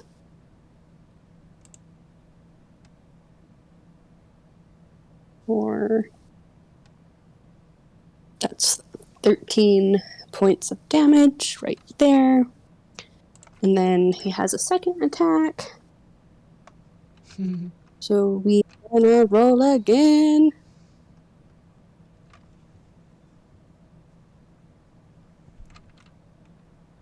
Okay, yeah, no, 24 hits on that one. So we do another 6 plus 4 minus 10.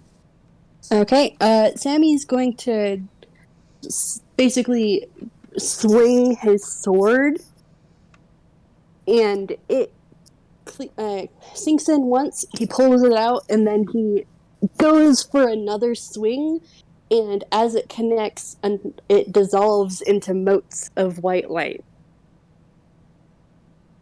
Another head? Another head. Fuck yeah! More than half! Me wanting to make a joke about 2 heads are better than 1, but I'd rather have the 1.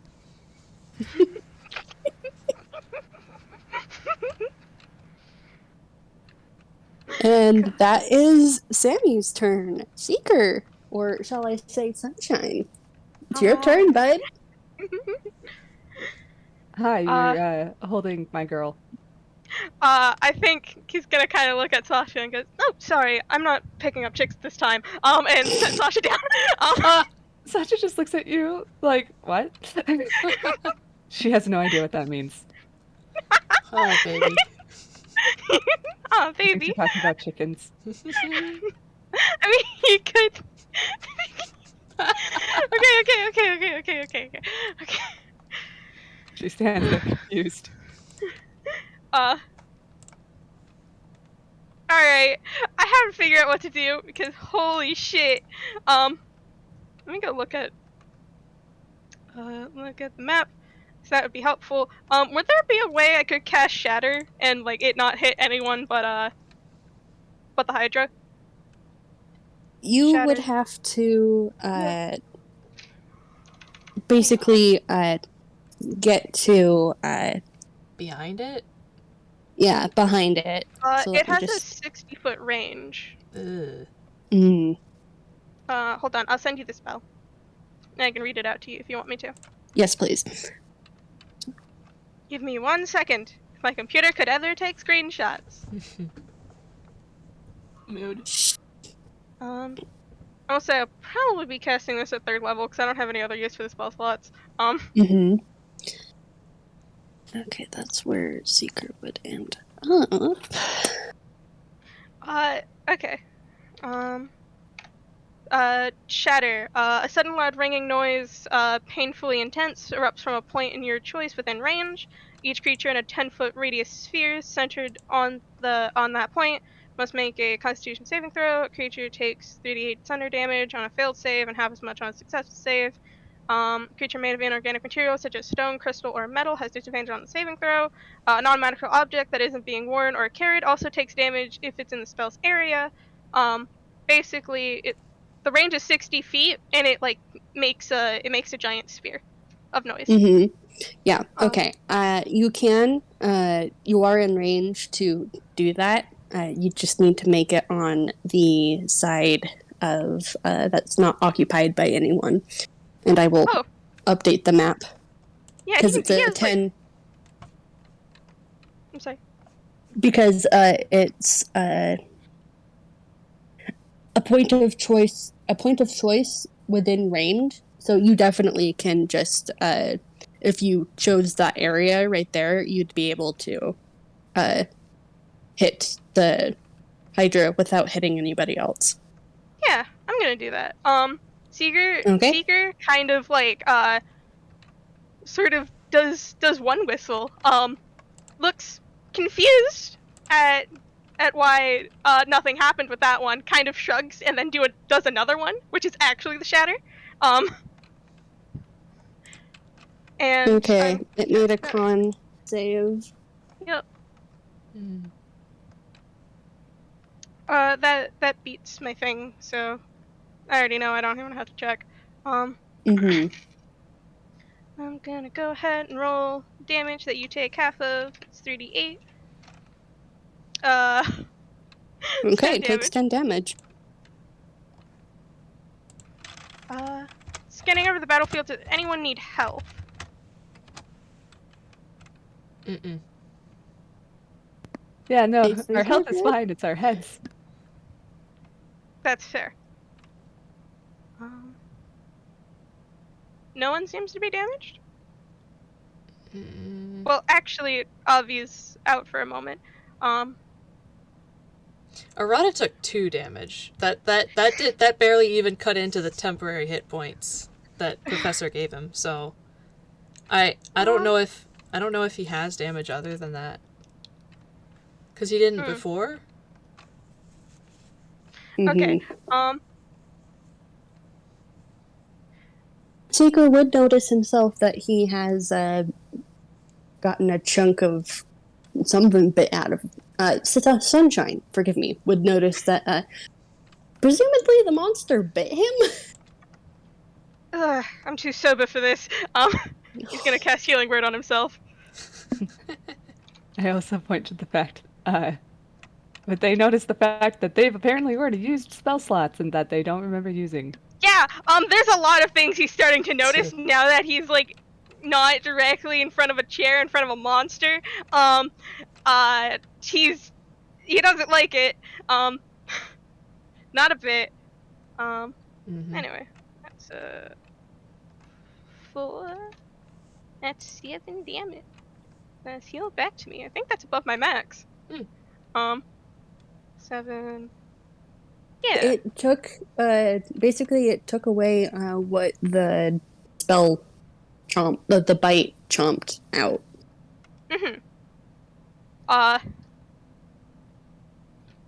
So even with the additional max, the temporary hit points, you're back to full health completely. Yup. Which is a nice, cool 28, which is he is also confused about. Anyway. This man is just confused. I think I still have my movement, don't I? Yep. I'm going to move away from the throne. Okay. Just kind of not too far back, kind of where Robox is. All right. Are you still wanting to carry Sasha? I put Sasha Yeah, they down. put them down. Okay. Sasha's just standing there confused at why he's talking about chicks. Do you want to be right by box or just in that general area? I'll be by box. Okay. All right, you are now by box. God. By the way, he's looking at box like he's never seen box before. Or anything like box before. Box is looking at you with a very concerned face, like, hey, Seeker, you okay? You don't look very good. I mean, I've been told that that's my title here, and that's pretty rad. Do you know what it means, though? I don't know. I don't think you've ever told us what you're seeking. Well, actually, I've been told that that's my title here, and that's pretty rad. Do you know what it means, though? I don't know. I don't think you've ever told us what you're seeking.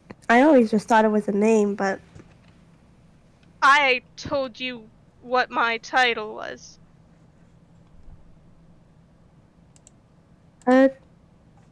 Yes?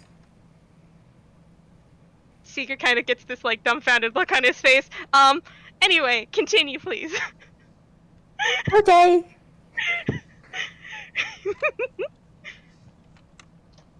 Alright, that's the end of my turn. Okay, alright, it's the memory dress turn. Okay, alright, I know what it's gonna do. Avi's back if we can update them very quickly before the next round starts. Yeah, okay, oh no, my brain just, like, completely deleted what just happened. Which is bad, because I'm the DM. What did you last hear, Avi? I mean, Seeker cast Shatter, and then you all did a little bit of role play about Seeker being confused. Yeah. And that's basically it. Yeah. That's basically all that happened. I didn't do much. We thought about, Seeker Sunshine thought about healing somebody, but healed himself because everyone else was at full. Yeah, that's it. Yeah, I need to roll. Because it's the memory dress turn. The benefits of roleplay padding is if you leave for a few seconds, you don't miss too much. Yep.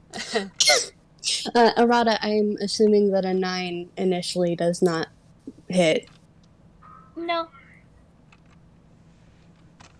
Okay, and then it's gonna try and rear back and chomp at you again with a 10.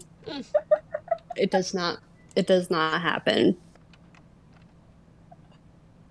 I do attack Arata! You attack Arata like a football? Jail for memory trap. And it's your turn. Okay.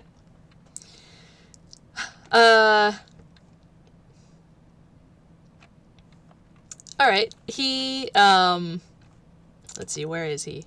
Okay.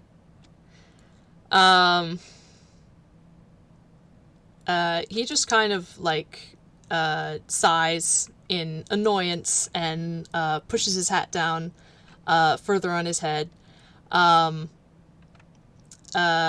Takes out his, long sword and, takes, a few long measured strides and, with both hands, thrusts it, stabs it into the bulk of the Memoridra's form.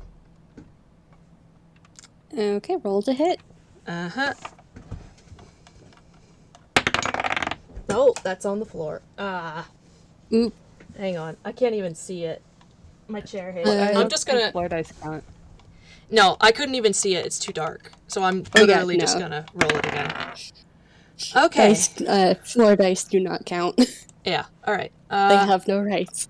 That's a 12. I don't think that hit. Wait. Oh, advantage! Because, Yep, you do have fairy advantage. Fire. Okay, thank God. A 2. That's worse. It does not hit. Oh. Damn. It just kind of gives you this unimpressed look. Somehow, from underneath the hood. He sticks his tongue out at it. Arata on instinct also sticks out his tongue. Sasha, confused, this is what we're doing, does the same.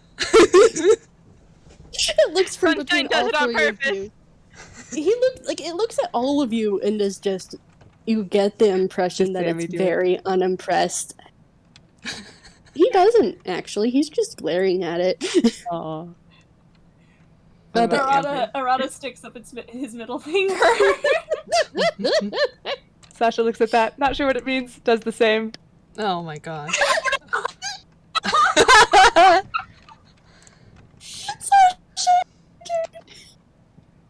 This is bonding. Let me just check. Oh, right. No, that's the professor's turn. He doesn't have anything else. Okay, alright. Sasha, you're up. Cool. Yeah. one moment. I'm gonna just roll to see how she's doing. Mm-hmm. How you doing, girl? Okay, we'll deal with that later, I guess. All right.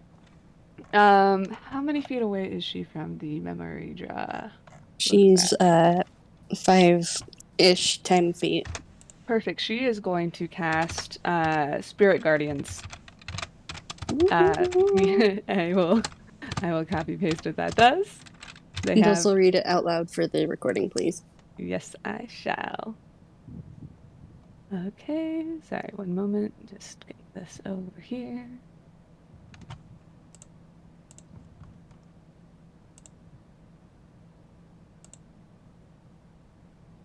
Okay. You call forth spirits to protect you. They flit around you to a distance of 15 feet for the duration, which is 10 minutes. If you are good or neutral, their spectral form appears angelic or fey, your choice. If you are evil, they appear fiendish. When you cast this spell, you can designate any number of creatures you can see to be unaffected by it. An affected creature's speed is halved in the area, and when the creature enters that area for the first time on a turn or starts its turn there, it must make a wisdom saving throw. On a failed save, the creature takes 3d8 radiant damage if you are good or neutral, or 3d8 necrotic damage if you are evil. On a successful save, the creature takes half as much damage. Okay, I guess I'm rolling a whiz save here. Okay, that's... You gotta beat a 16. It got a nat 20, Well, fuck. but it only takes half damage. Yeah, So so I roll can your damage. still roll. It still does damage. Woo! Um, And hey, would it do radiant damage or necrotic? Or something else? Radiant, because Radiant, cool. it's based off of the caster's alignment. Cool. Oh, shoot, I forgot to... It's fine. Okay, there we go. That's 18 points of damage, and then Sasha's also going to hit it with her spiritual weapon, which is still cast. A wiggle. Which is... I think she cast it at... Yeah, she cast it at 3rd level, so that is... Or wait, no. Did she... I don't know. I think it was 2nd level. Okay. One... Gotta roll 2 hits.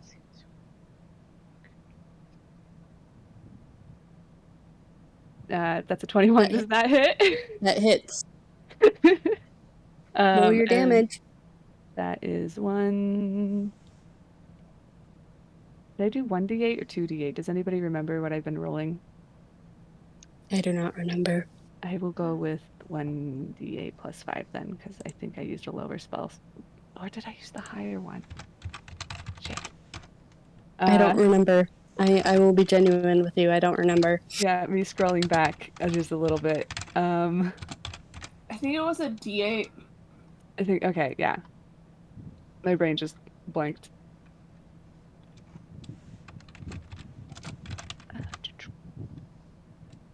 And that's 12 points of damage added onto that. Okay. And then, do I have anything else?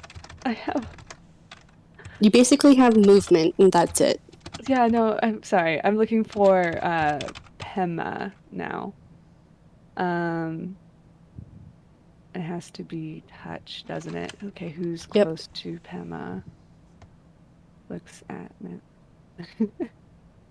Pema is the white little dot. There is Pema. Beautiful. There is Sasha. Okay. Let's see who is next. Buck's kind of far away. Okay. Okay.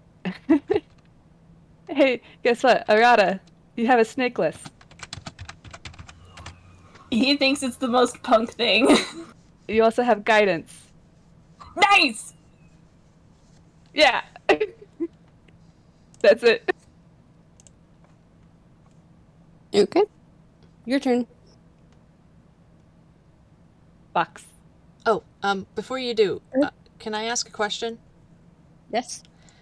I forgot to add the to hit modifier to my rolls earlier. Oop. Would a Let me 16 scroll. would a 16 have hit? A 16 would hit. It would have hit, yes. Is it too late to retcon that bit? No, because you forgot to put your a modifier on. So roll me damage. Okay. All right. Okay. All right. Thank you, kind benevolent DM. Even though you have stolen our lives. Okay, I let's love see. you guys. This is supposed to be fun. 1d10. It is fun. 1d10 plus 1. Where's my d10? Okay. Whoa, I didn't know you could roll a 0. Okay, that's 1 damage. Wow. Well, honestly, that No, wait, did you roll a d10? You rolled a I don't think d10? you can roll it. Yeah, if it's a 0, if it says That's a a 0 on 10. a d10, that's a straight 10. Oh! For some reason, it's marked as a 0 on the die, but okay. I know, it confuses me too. It confuses me too. So You got that's 11! maxed. It's because the way D100s works, because dice sets have 2 d10s, and one of them is labeled with the 10s, and one of them is labeled with the single numbers. So Also, if it's a 0, that's a 10. If it's the double 0, that's 100. Also, aren't you attacking with a greatsword? Isn't it 2 d10s?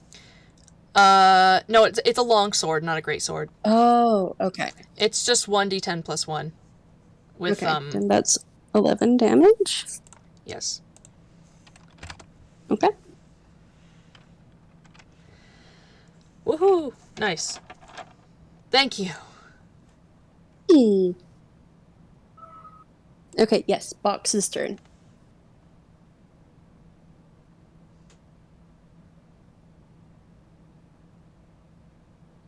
Tala? I forgot I was on fish attack. Okay, I was so scared. I was like, oh no, I can't hear Tala. go with that. Okay. Yeah, is going to first say shout down at Seeker like, hey, look at this. Huh? Before firing their first ballista again because they want to show off a little. Oh baby. They can roll to hit.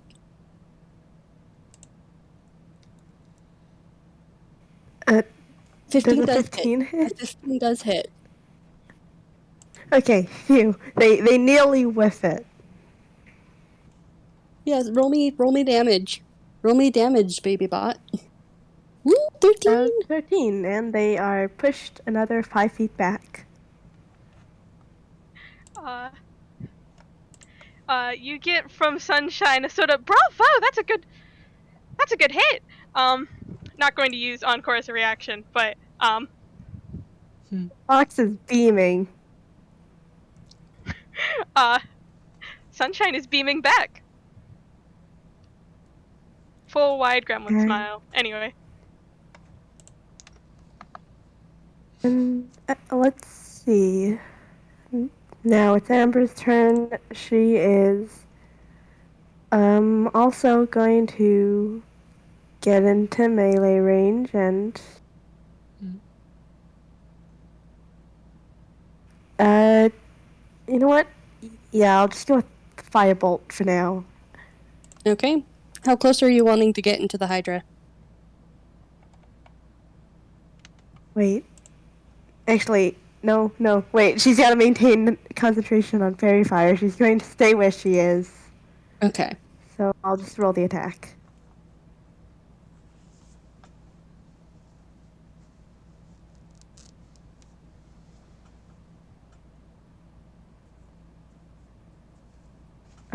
26 does hit. 26 does hit.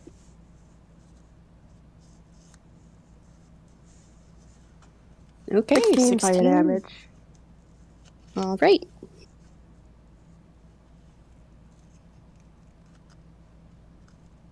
And that is the end of her turn. All right.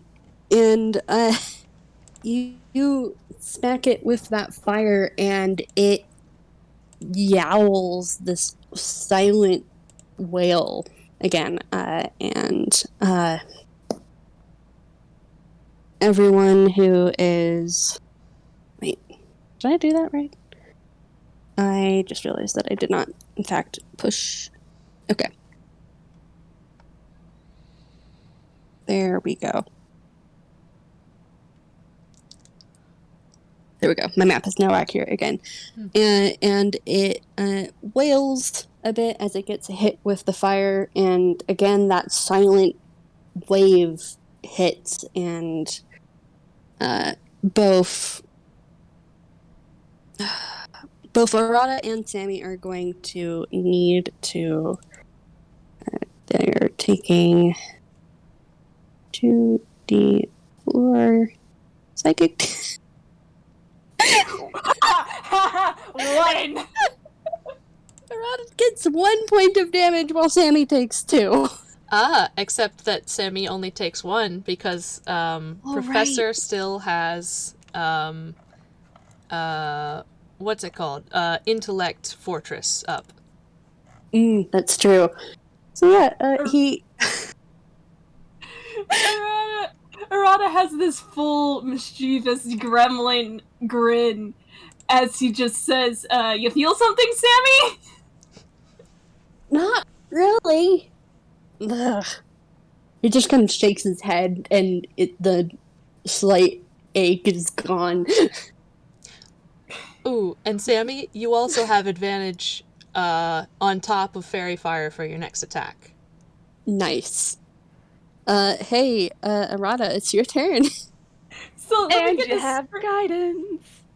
Mm-hmm. Guidance doesn't work on attack rolls. It says ability check. Damn. Well, you have it anyway. Shit. Yeah, you have this from last time, Yeah. Arata. The 3 rolls for 1 attack. Is that it? Yeah. Yep. Roll me 3 times and take whatever one is highest. Please crit.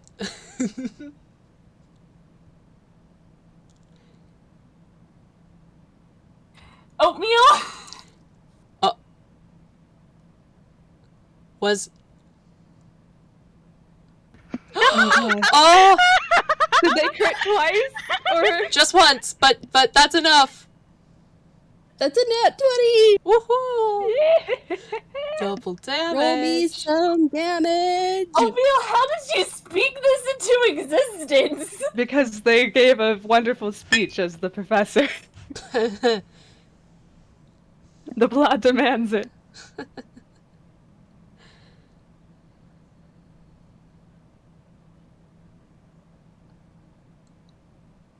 Nice.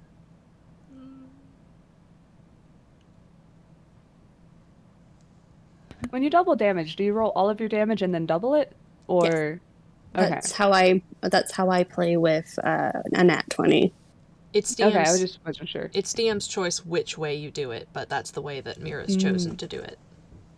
Awesome. Otherwise, you can just double the amount of damage dice that you roll. 50 damage! Whoa. Nice. Is it Man, dead yet or is Arata. it dead yet? And He looks at you. the last Do you have encore? extra head is cleaved off in glimmering white notes. So no head? 1 head left. 1 head left. Ah, damn, I miscounted. No! I thought it was funny. It was funny. Hey, Mira. Yes? Can I encore? You can encore. Go ahead. Oh gosh, yes. Alright. You hear that now familiar whistling, Arata. Go ahead and take your action again with all of your buffs. Whoa. Is that 3 more rolls again? Yeah. Three more rolls. I want to state, for the record, in character, there is something incredibly show-offish to the way that, like, Arata is attacking this thing. He is in the zone. The difference between Arata and Trickster, man. I would like to say, you know that anime gag where like there's a battle going on and then like there's somebody in the distance just standing completely still? That's Sasha. They're just like, huh. Just watching this shit happen.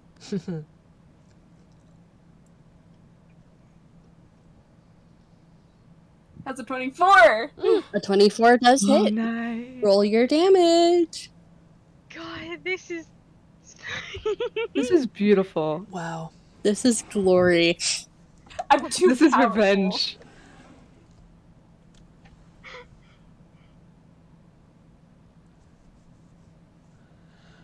Oh boy.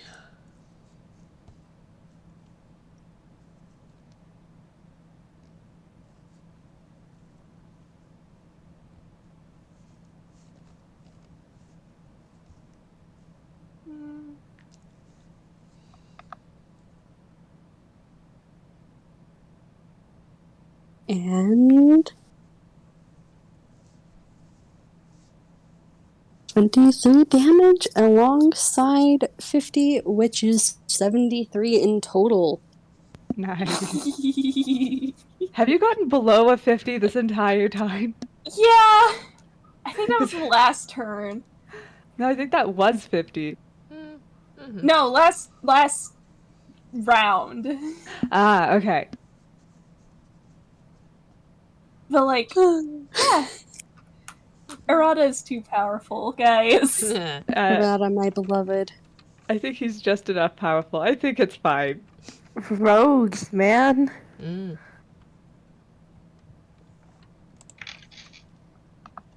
And anything else Arata wants to do? Any bonus actions? I don't. He can't really do a lot in terms of bonus action. Okay. And all the spells he has aren't bonus actions, unfortunately. Mm-hmm.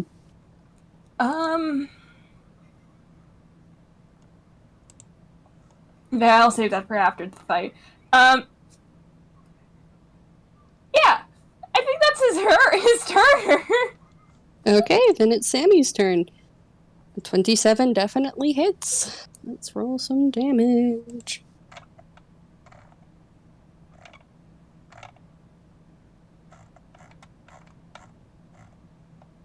Okay, 11 damage for his first attack. And then we roll a second time to see if his second attack... Whoop, that's not what I wanted to hit. If a second attack will land. A nat 20! Yeah! Kill. For one of those attacks, you should have rolled 3 times. Oh, I should have, right. Mm-hmm. I'll just really quickly roll another d10, d20. Just in case. Yes. Just in case the first attack actually wasn't... Ah, darn it. It was worth a shot. Oh, well. Mm-hmm. But anyways, that's 2d10 plus 4. Okay, that is 20. Doubled, that's 40. Ooh. Yeet, brothers. Okay. You just really calculate how much HP this thing has now. I have a question. Do you also get brutal critical? What? I think Brutal Critical is a little higher level for librarians. Yeah. I forgot Sammy was a multi-class. I'm sorry. Yeah, that's why I'm trying to like remember. Don't mind us. We're just talking in the gallery. Yeah. Sorry. Go ahead. Okay, just really quickly calculating. Okay. All right, that was Sammy's turn. Seeker, you are up, my friend. Well, Oh Sunshine, boy. I should say. Sunshine definitely knows what he be doing. Definitely, totally. I need to go look at the map. How healthy does that thing look? Like, it's, to be a little meta, 2 points away from being bloodied. From being bloodied? Mm-hmm. Bloodied? Oh, fun. This thing has a lot more HP than I thought it did. Mm-hmm. Just as well, we are kicking ass. You guys are very much kicking. You want to say that again? I love you. Alright. Can I reach like 60 feet of it? Yes. Can I cast Shatter without hurting anyone? Yes. Alright, I'm gonna cast a 3rd level Shatter. Make a con save. All right.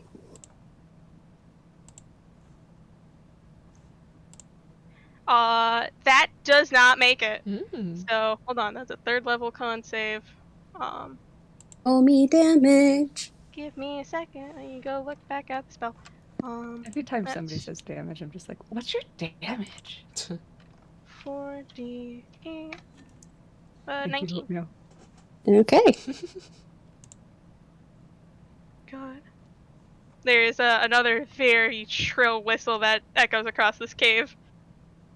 Mm-hmm. And it staggers as it takes this damage. Mm-hmm.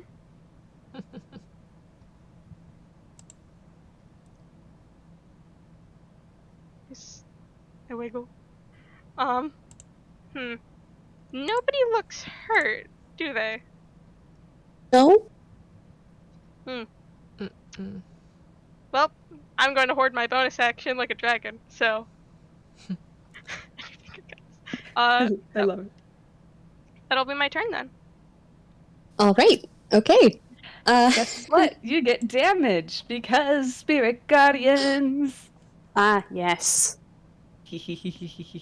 How much damage? You have to roll a Wiz save. Wiz save? Okay. Mm-hmm.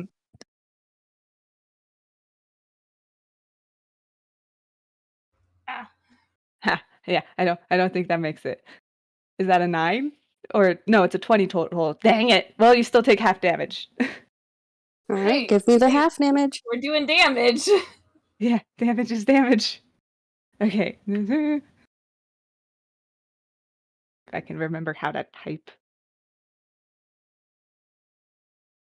You take 5 points of damage. Hey.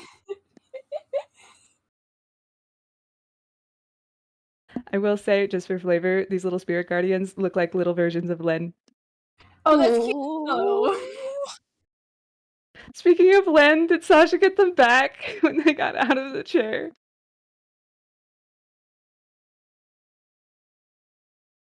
Actually, they appeared and are now clinging to your neck. Sasha is so relieved. They're just like, oh my gosh, I'm so glad you're okay.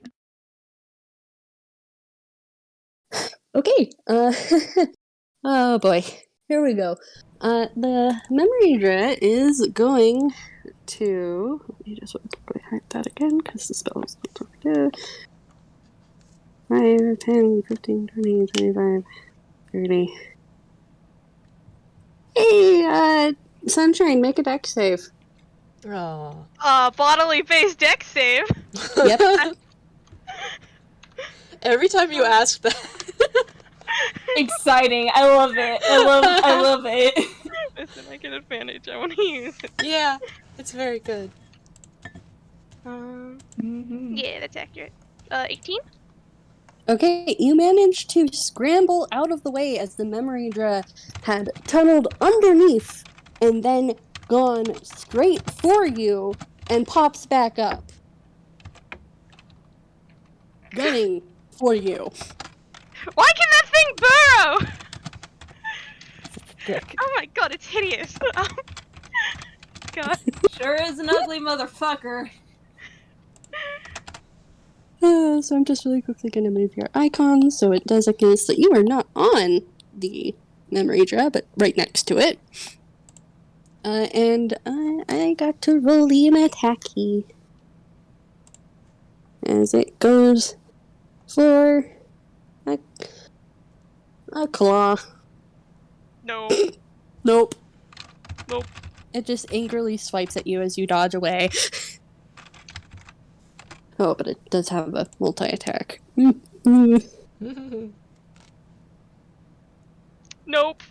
Nope, it just angrily swipes at you. It can't seem to get you. Attacking this party is illegal. Alright, Professor, it's your turn. Huh. It moved. Yep. It sure did. Well, in that case, he's gonna follow it and do the same thing he did last time. Okay. Give it a good old stab with the longsword. So let me roll to hit, and I get Fairy Fire still up. Yep. Swell. All right.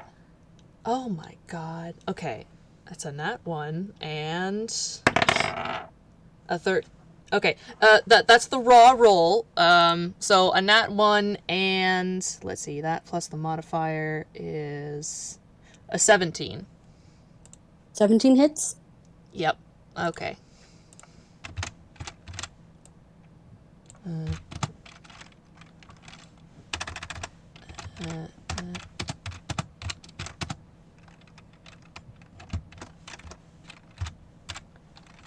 I'm so glad the dice can do math for us. I'm too gay to do math.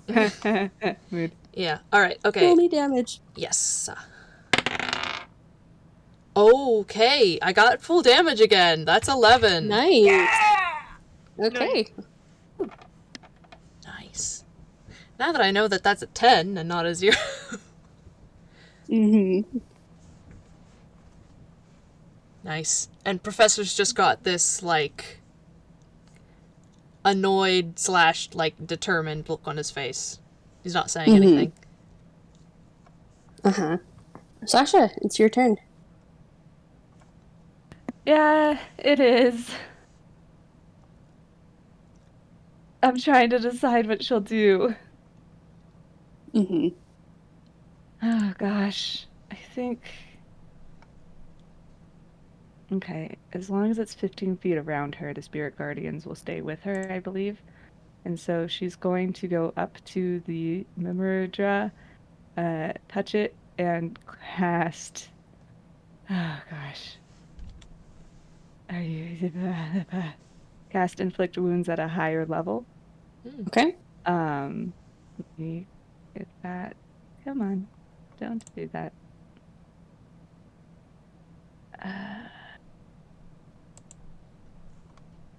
Sorry.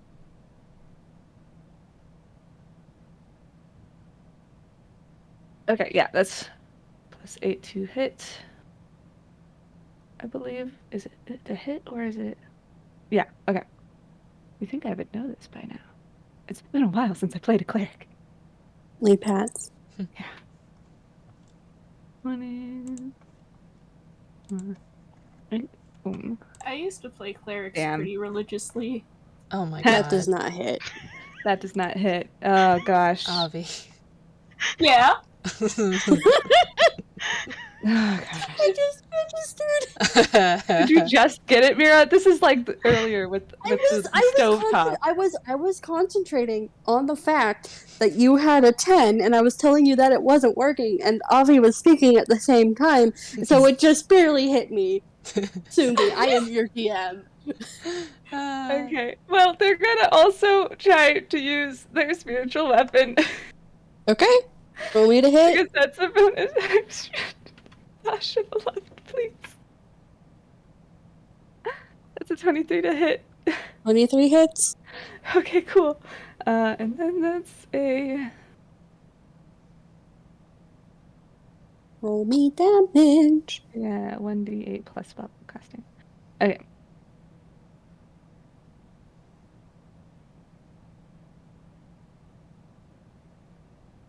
That's a 13. Okay. Ooh, And that's then- damage. And then, it has to be a touch spell. Okay, he has to look at map again. Alright, Pema. How far can you run?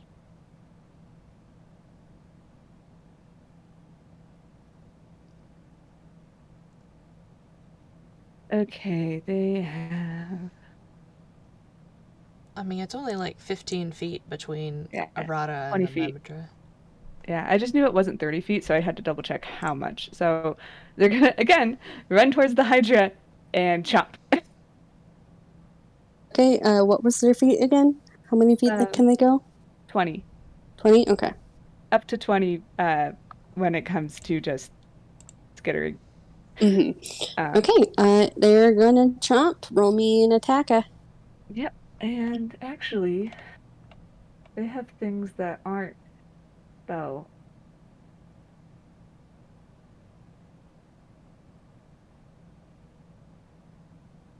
Nah, they're gonna use the spell. That's more damage. Damage is Roll good. zone. Use damage is good. I have one spell slot left. It's fine. I have some other things going, right? Alright, inflict wounds at a lower level, which is 1d10 plus 8. No, not d10. What? 20. Brain! That's a 15 to hit, which I think hits. 15 hits, yes. Okay. Alright, and that's 1d... Actually, no, inflict wounds is 3d10.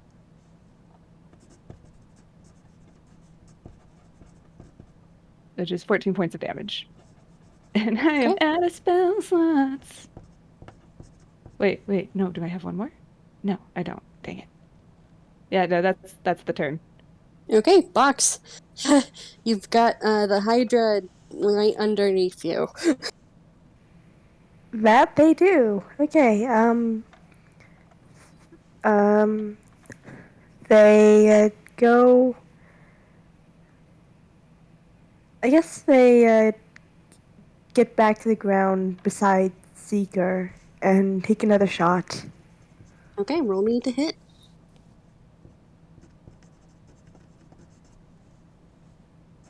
21.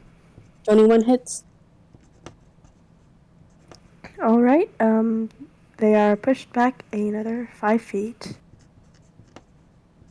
Can a pet And- make a dex save? Oh no, the snake! No, they can make a dex save. Don't worry, they'll be fine. They're fine. Even if they go away, they can come back. Box forgot about the snake! It's okay. Sneaky will be okay. Where's your dex, babe? Okay, Their dex is... Please load. There we go. That is a...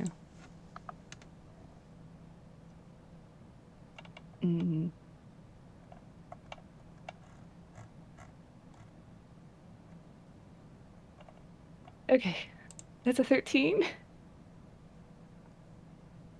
I'm gonna say that the Pema manages to squeak on by because I really don't want to hurt Pema. I mean, they have 25 HP. Yeah, but this thing is huge. Okay. It is huge. It is huge. But don't feel completely guilty if you have to hit the kibby snake. Okay. Yeah, give him a sneak by. Okay, that's Tiny 4 check. damage. Okay. Amber, it's your turn. All right, neat.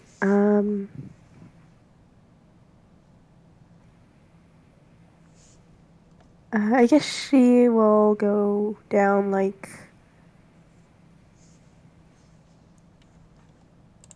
Nah, actually, she can still stay where she is. She's going to throw a scorching ray this time.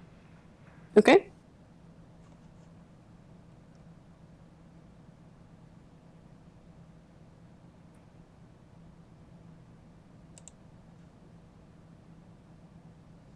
So, and nat 20 for one of them, double 16s for another, yeah. and a 13 for the last one. Okay, the only one that doesn't hit is the 13. All right. So roll me the nat 20 one first so we can quickly double that, and then roll your other damage for the 16.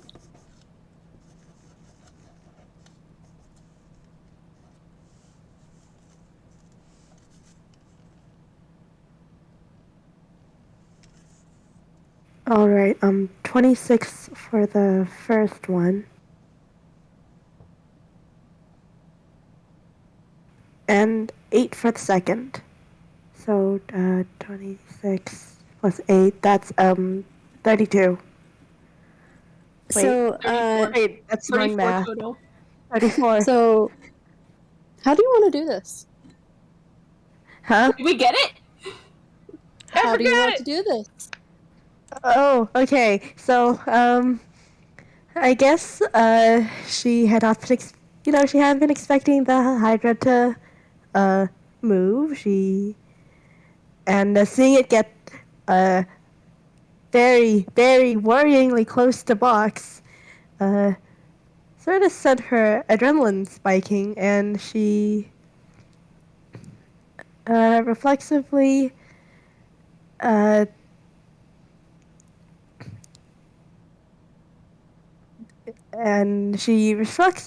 uh, did not use her gun, instead just held up a hand and the bandages on it ended up burning away because of this, and just fired with as much energy as she could. So I guess the last bolt just sort of shoots it through the neck. And it dissolves into white motes and then completely explodes into these white motes. And suddenly, a silent cavern becomes filled with noise. Again, you can hear a drip, drip, drip of water falling into a pool of water farther off into the cave systems. You can hear kind of an echoing whoosh of wind from one of the tunnels that you know are around in this cave system. It's no longer silent. And the chair cracks and crumbles to dust. Congrats, guys! We can go out of initiative. Ah! Oh, And Yay! Yay. all of the memories that were first taken in that first when you first had your memories taken come back. Oh, what about Seeker and Jax, though? I'm guessing Sunshine still Sunshine, isn't he? Yep. Uh, I'm Oh, so fuck. sorry. you see this Seeker? Question mark sort of poke at the giant Hydra thing. Very curiously. I'm pretty sure it burst into light. Oh, Oh, he Yep. pokes at the motes of light. They're just floating kind of in the air, some of them starting to fade back out. Amber's gonna try and bottle one of them real quick. Okay, roll me a dex.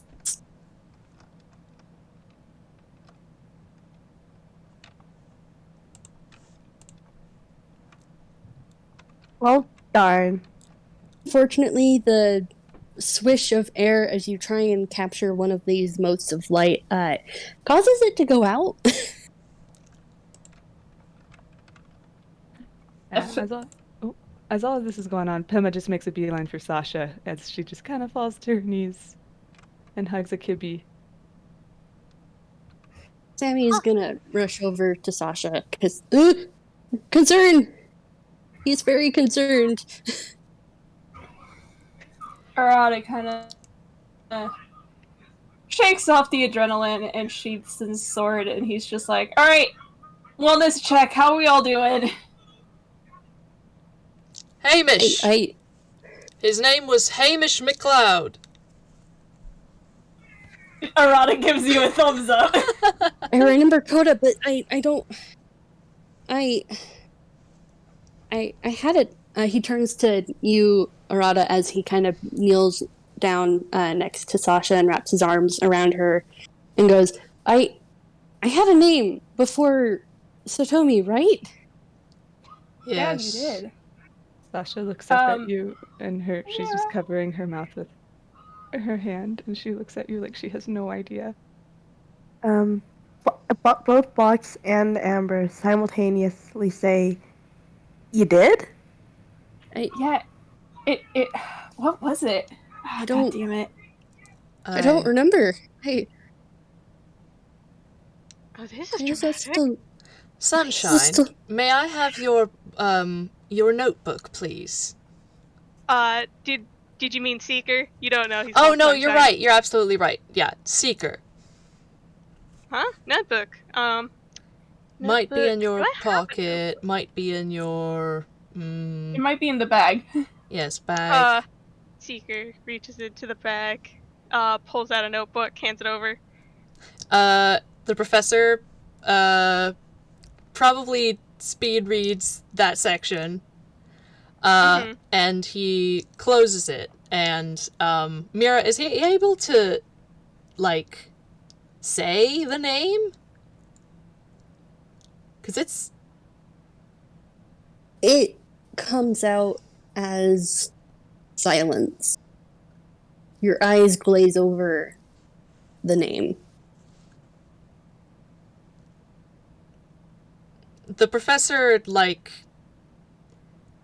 looks back at the page and tries to, like, parse it again and knocks his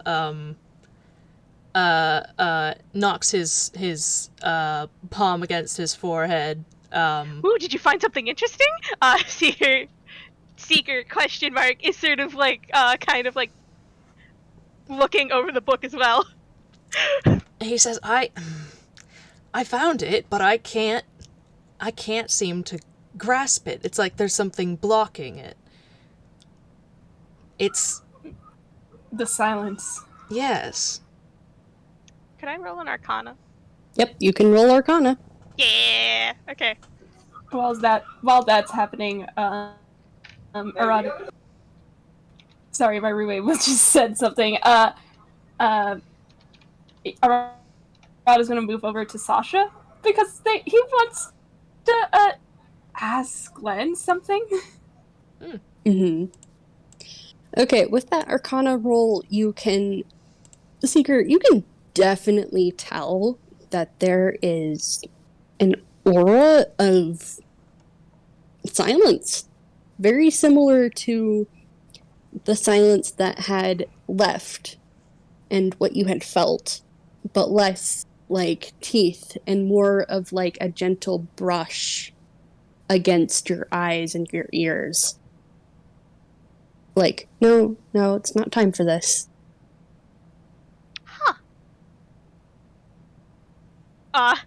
He snatches back the book, Professor, without asking, or even implying that he wants it back. He just sort of frowns. sort of like looks it over curiously. Interesting. Has a different vibe now. I'm just still looking it over. If you're not Seeker, what do you call yourself? Oh, call me anything. I go by any title you want. He waves like dismissively. That's not... It's easier said than done. I can't exactly give myself a title, you know. That'd be considered rude. You don't have one at all? I mean, I've had titles before. What do people call you? Yeah. Let's see. Silver Tongue Liar. I've got called Liar a lot. Offhandedly. Goatman, Kid. A lot of people are favorable calling me Kid, even though I am an adult. He says with conviction, like every adult would say. Let's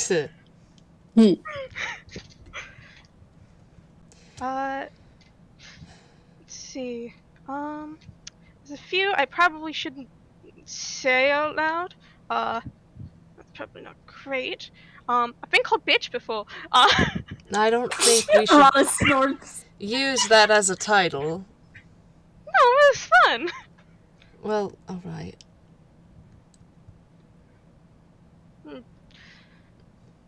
Though I suppose if you must call me something, call me Sunshine. That was a fun name.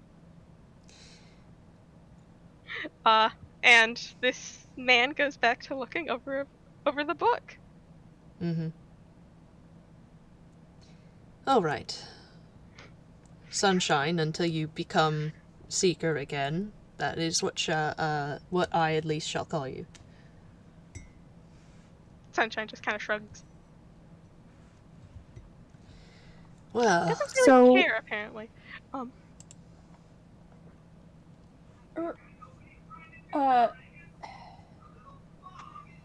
Never mind, hang on. I'll wait. I'm not saying anything. The fan is blowing in the background from my end. Sorry.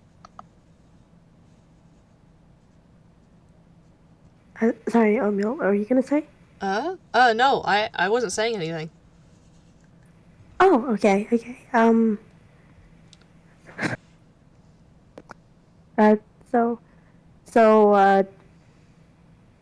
you not remember anything? What's the last thing you remember then? Me? Yeah, you. Oh, last thing I remember, I think I was having a drink. Oh, shock bait! He kind of like snaps his fingers. A little novelty shop. Not shop, it's more like a bar. Oh, they had this fascinating drink there. It was called Shark Bait. Allegedly, it was because the owner of the Hammerhead Tavern had done a bottle of new brew and then used it to kill a shark. I don't remember That much now. after that. I'm sorry? I kind of want to try that now. There's an enthusiastic nod of agreement from Box. Well, that's... You're too young. Listen, they don't know about drinking age. They don't know what that even means. Handshake with Sasha. Don't let her have alcohol. Sunshine, you've got a, You mean see? well, no, this is in character. Sunshine, you've got a band of, magic of some sort about your wrist. You may want to, I'm losing a what now? He sort of like kind of tucks the notebook under his arm and kind of like very haphazardly pulls the glove off. And oh boy, What a time for fucking lore. I am so sorry, Mira. He, like, pulling off the glove, you can see this sort of very pink, it kind of almost looks like it was spread out in like a rash shape. It's this like vibrant pinkish color, almost edging to violet, and it's encompassed around his entire wrist. And he kind of like looks at it and like looks at it. You can even tell he's squinting behind his sunglasses. Yes, dear. You've got some trauma that you'll have to process later. But the point being, you've got this band of magic about your wrist that, Well, that's not magic. No, not that.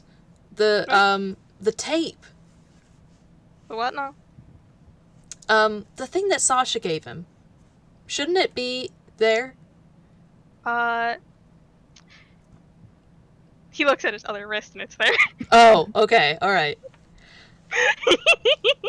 Yes, yeah. I will say it can be there, but it usually only works the once. So did they use it earlier? Well, he Because didn't. if they He didn't process it though. Is the thing. Oh, perfect. So he's still wearing I it. think he was in the terms of processing, and then everything happened all at once. Yeah, then it's still there. Yeah, Professor points at that and he says, "You should process this soon. It's a memory of, earlier today, I suppose, or yesterday, depending on what time it is now. Huh. How does... It should give you a little bit of context." Alright. And, sort of, puts his hand on top of it, and I'm guessing it kind of like... Kind of like, when you have like the blinds that you pull down and then they go back up? Mm-hmm. It kind of like does that into your hand. Oh, weird. But you start to remember, almost like a film being played in your head. It's from the perspective of Sasha, because it's her memories. So you see yourself approaching someone and talking about ruins and making ghost jokes and saying, "Oh no, I'm good at lying." And other me sounds like a bitch. And like you taking notes, you talking to somebody named Amber, mentioning a box, other things that were mentioned that you weren't there for.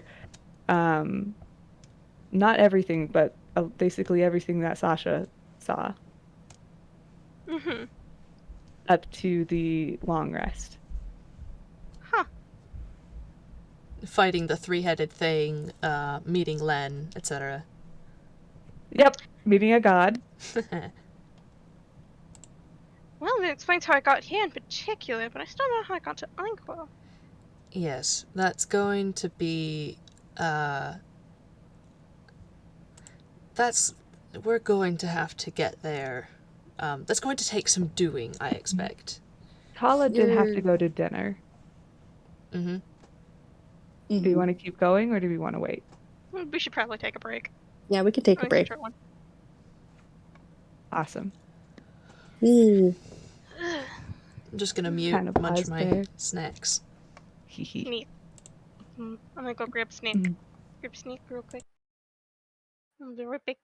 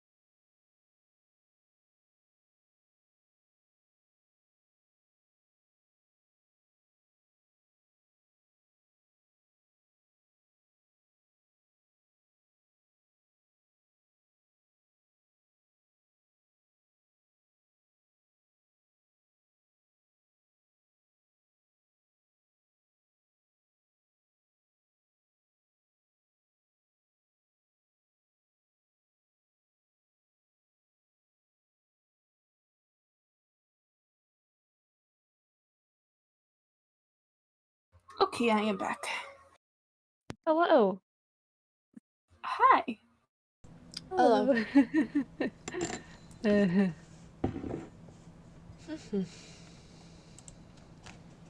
Oh, Just boy. a lot. I'm having fun, but oh boy. I look at Mira intensely.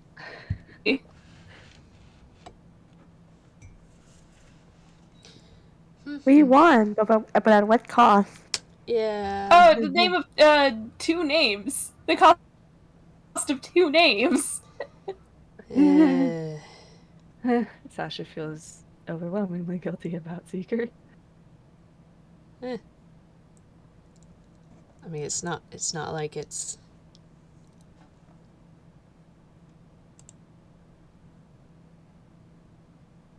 Well. Uh-huh. All right. Hi, Sunshine. Hi.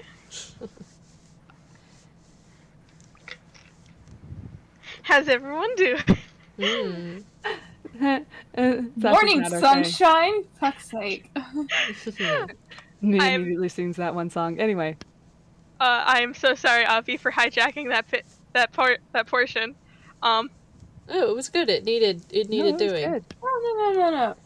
Laura's Uh, Do right. what you gotta. I just sit here and the question I want to ask Len, because it could potentially game break, which is why I'm just like waiting. So That's fair. But so, I hold up Sunshine. Oh, Hi. boy. I hold up guilty Sasha.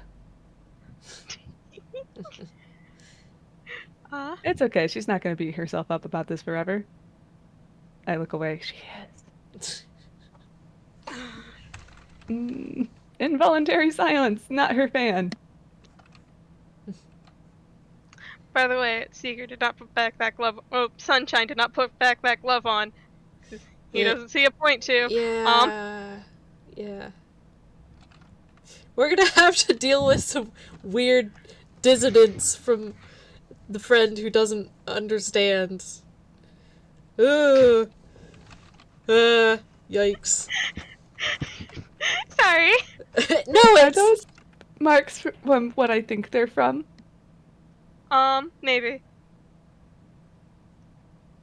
Goes to DM you. I mean, we talked about stuff, heck, in character, in the second game? The second game, yes. Yeah, about Seeker being held against his will. I wiggle.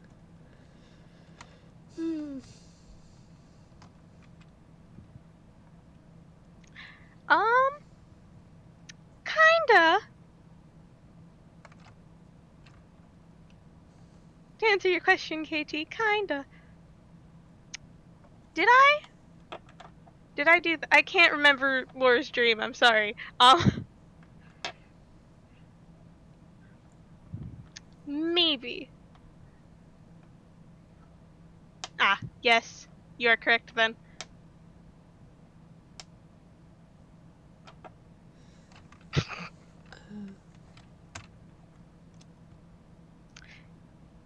I will say, that was kind of an altered version of events, but still pretty similar. Okay, we've got...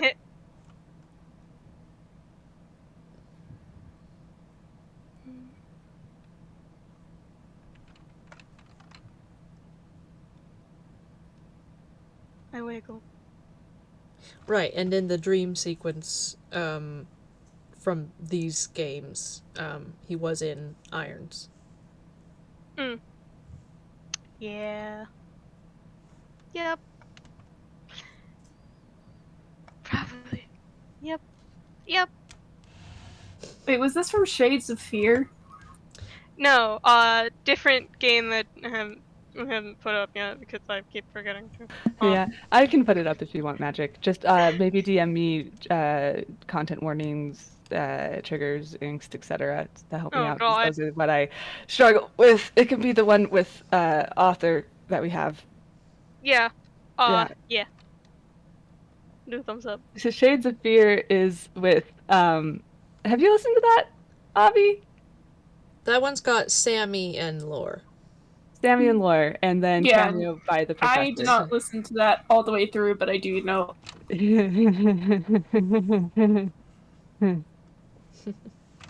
Yeah, I'm looking at you. Here's looking at you, kid. I do a wiggle and finger guns. I look away from the FPS I had with Argy today. It's fine. It's not fine. Sure do be. I also look at the ones I did yesterday. Ooh, anyway, fun things on Lore sides of things.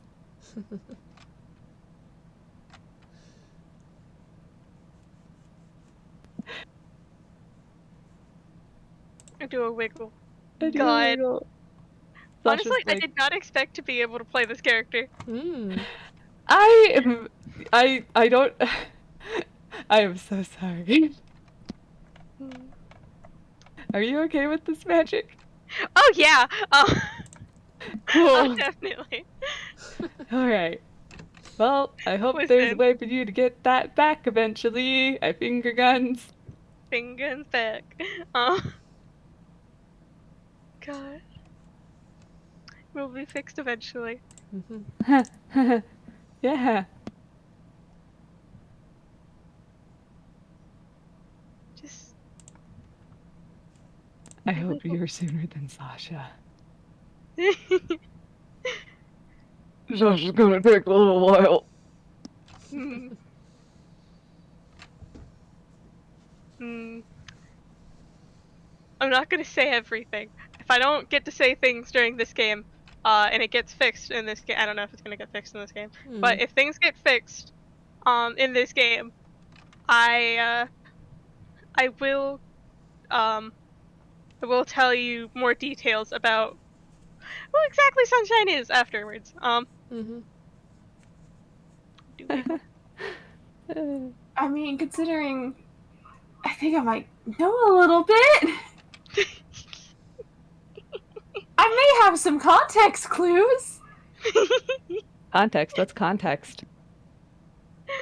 It's what you put in your eyes in order to see, so you don't have to use glasses. Sasha just nods, takes notes.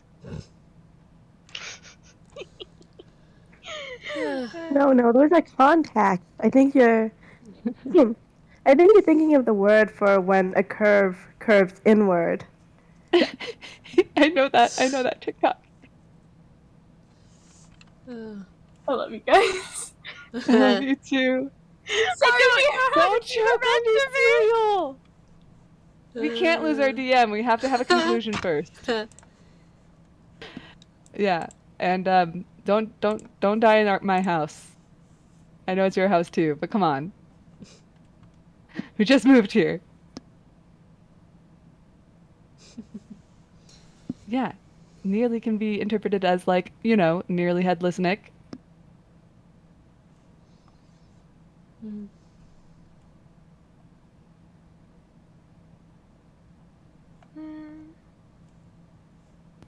I apologize in advance. That's all I will say. I'm just vibing, man. God. I look at the sad little time bomb that is Sasha redacted. Yeah, we're getting there. Is everybody back? We're waiting for Mira. Mira's eating, that's why we're waiting. Yeah. I brain. Darn you, Mira. I can't believe you. No, you're fine. It's fine. Take your time. You're fine. Yeah. Food important. Yes. Food is important. You know that I've known you for too long. I can't be nice to you. I say lovingly. Yeah. Like, I hold up Lore. I look at Sammy. Okay, by June. Huh? Mira and I have a joke. No, I literally didn't hear what you said. Oh. The joke is the gay by June because we want Lauren and Sammy to meet by June. Anyways, I'm done. Lauren who? Sammy. Sammy. Mm. I look at the other people who are hopefully in that event. Anyway. Okay. So, Yeah, Arata wanted to ask. Len, stuff. Yep. Okay. As I do. Well, they're great. Before we switch over, Sammy will call over to Seeker. You'll need to go to Corey. They'll tell you what happened. Who? Coriolis of the Vengeful Dead. They're I've got they the. were on the ship with you when it happened. I was on a ship. I've never been on a ship before. Yes, I have the I have the contact information. I'll give it to Sunshine. Oh gosh. Arata Sasha. Yep. He's hugging kinda- her, by the way. Yeah. First he wants to make sure that she's alright. So he she's just kind of curled like in a little kneels. ball holding Pema, and she's just curled around her cat, and she doesn't seem to look like she recognizes Sammy.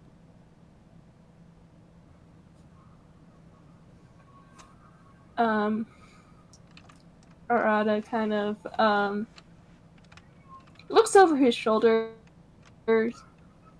and gives a soft whistle so that Jeannie can come over and sits now. And what? 2 cats. 2 cats. Jeannie is here.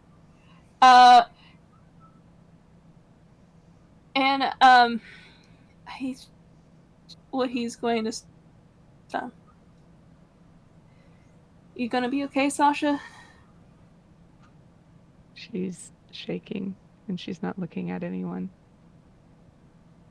Sammy's hugging her tighter. She has really quiet tears. Do you need a moment?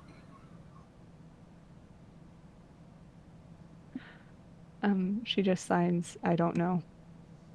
She doesn't know. Oh, And- right. I think technically Arata's been Yeah, studying toon sign that he would know what it means. sign. Yeah. And also Sammy says that quietly and then pulls out a white handkerchief edged with rainbow on it, and he just very gently dabs at her cheeks. It's very soft. She looks at you, Sammy, and she signs, "Are you my brother?" Sammy's gonna roll history. And History. he stares at Sasha and goes, I don't remember, and he signs it back. But Arata, if that was history, you Yeah. know that yes, they are siblings. In that case, he does sign you two are siblings. Sasha doesn't make any noise, but she has more tears. She just hugs Pema tighter. So she blows, he dabs away at the tears because oh no, there's more tears. Oh no. The hug's not working. How do I make her feel better? She kind of falls into you, and even though she's like sobbing now, there's no noise. There's a very distressed whine as he just wraps his arms around her and hugs her. Arata's gonna give them some time to like get those emotions out, but he's just gonna sit right there. Whenever Sasha's like calm enough, he is going to still ask that question though. Yeah. Does anything happen in the background? Because it might be a little while. I mean, we talked with Seeker. Oh, the professor does have one thing. He's going to go to Amber and Box and give them a smile, and he says, thank you both so much for coming to aid us. It really, really helped. And by the way, Box, you look marvelous. I'm so happy to finally see your new form. And Amber, you did a fantastic job. Well, of course I did. Amber is quite clearly flustered and not sure how to deal with a genuine compliment on her work. Fox, meanwhile, is there are sparkles in their eyes, and they just say, "Oh, thanks, Professor. Look at all the things I can do now." And Oh. they're just going to, I guess in the meantime, they're going to be proudly showing off all the new features this body has. Yeah. Oh, Fox beloved. The professor is just grinning the whole time and delighted and clapping when appropriate.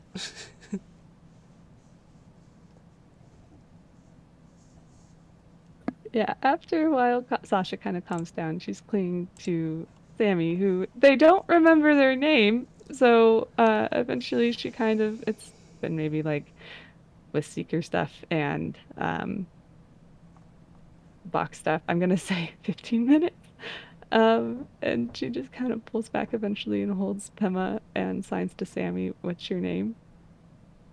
And Sammy would sign back, Sasha Satomi. But and then he kind of trailed, like his hands kind of turn into a questioning sign as he goes, "But I know I had another one?"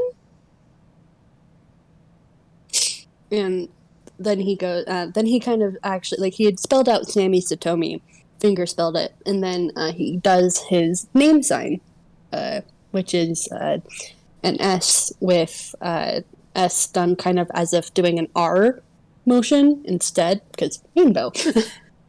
Mm-hmm. Sasha copies it and spells out her name, pauses, looks really lost, goes to do her sign, and doesn't know how to do it with the S. Sammy would automatically, and this is something that would be from their childhood popping up through, and he signs her name sign as S, as if a snake. Yeah. Yeah. She smiles and signs that, remembering a little bit. And then hugs you really happily, and your shading turns yellow and swirls. He hugs back, though he's looking a little, like, confused because he's like, wait, where'd that come from? But it quickly turns into yellow as he hugs back. And it's the same shade of yellow on both of them. Mm-hmm.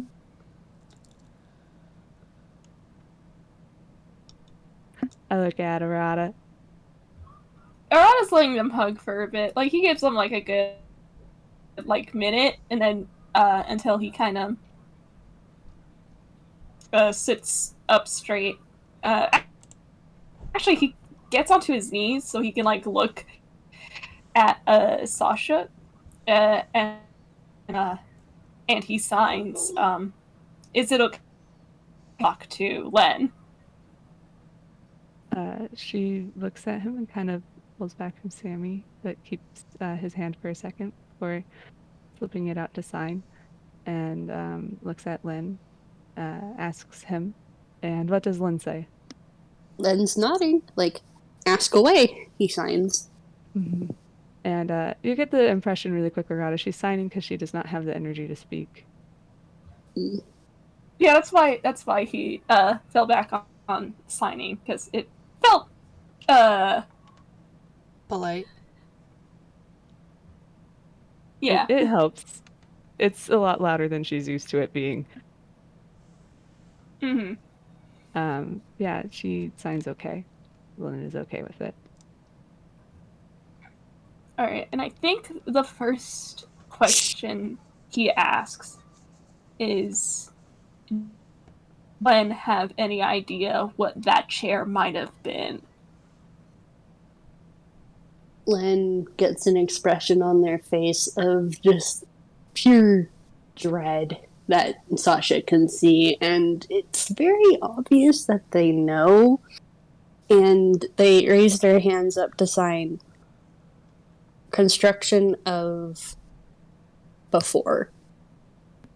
Sasha signs that, and then slows down as she signs the last part before and looks at Len, concerned, and signs before you. Len nods and then signs. Oh, how do they word this? They look extremely reluctant to like be talking about this, but they're still trying. It's just hard. Sasha is gonna look to Arata and ask him if he can get the professor.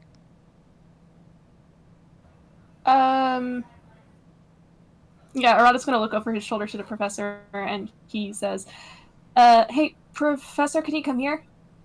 Yes. And he walks over. Mm-hmm. Sasha doesn't remember if the professor knows toon sign or not, so she switches to normal sign and looks at him and asks. Asks what? Just if he knows it. If he knows toon sign? Sign. Just any kind of sign. Oh, yeah. He signs, he nods and signs back. I know toon sign. She kind of sighs in relief and asks if he's able to see Len again. He signs, I need to be in physical contact. Sasha. And he's gonna, like, up. kneel down and get closer. Okay. She takes Len in her hands and holds him out again. Mm-hmm. He's gonna hold out his hand. She kind of rests her hand in his, because she does not know if Len wants to go with Alien Man or not. Right. As long as Lynn, like, touches his hand, then that's enough. When Sasha puts her hands up against the professor's, suddenly everyone can see this little near see-through figure in Sasha's hands. Huh. Oh, that's... Hi. The professor, like, whips his head around to Arata. You can see? Arata just kind of nods. Sasha looks really confused and signs to Len to see what's going on. Len kind of signs back, helping. And Sasha, since you've known Len for 2 years, you can tell that this is actually kind of taxing on the small deity. Mm-hmm. Can she try to use one of her channel divinities to help? Yes. Cool, she's going to take some of that strain. Okay, then what wasn't really noticeable before, Len's form kind of solidifies a tiny bit more. Mm. Yeah. And Len kind of And Sasha looks a little bit more tired. yeah, and like Len just kind of like does a little mushroom cloud even without their mouth, and they just kind of bring their hands up and go,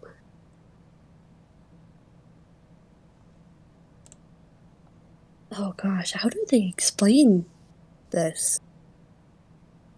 I think before they start, Arata signs, whatever you can tell us to help us get on the right track to recovering these memories.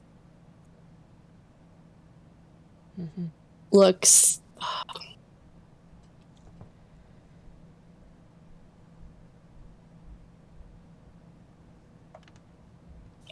gosh. Len, honey, please, I need actual words to describe what you're doing instead of impressions. You can give Sasha the impressions and she can try to help. No, legit. Okay. They're just giving me impressions. I can't put them into words. Ironic. Dance silence, baby! I am doing prayer hands right now. I'm like, buddy, if you want me to play you, I gotta have. Sasha's going to try to help and look at Lynn and just say, explain the chair. Just how was it built? They raise their hands up and sign sacrifice. And they look absolutely disgusted. And like they sign it and they kind of like flick out their hands afterward as if to get the ick off. Well, the song did say that they filled all the graves. Sasha does sign to the professor that the chair is from before Len. Yeah, he nods. So this old silence deity. They raise their hands up and sharply sign "not deity." Not a deity. Sasha signs for someone who took over the domain without being a deity. Oh. Stole. They signed stole. Stole.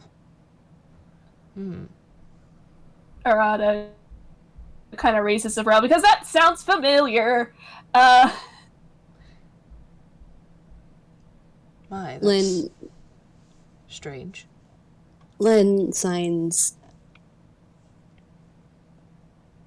didn't have ability, was formless.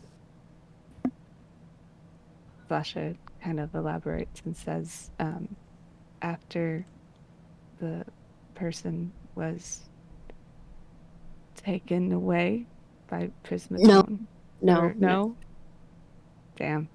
I think Sasha, I understand and then I don't. What they're trying to say is the person who was behind the memory dra and the chair stole fragments of the domain. The domain was unable to stop this person from using their own power because Len hadn't come into being yet. They were formless.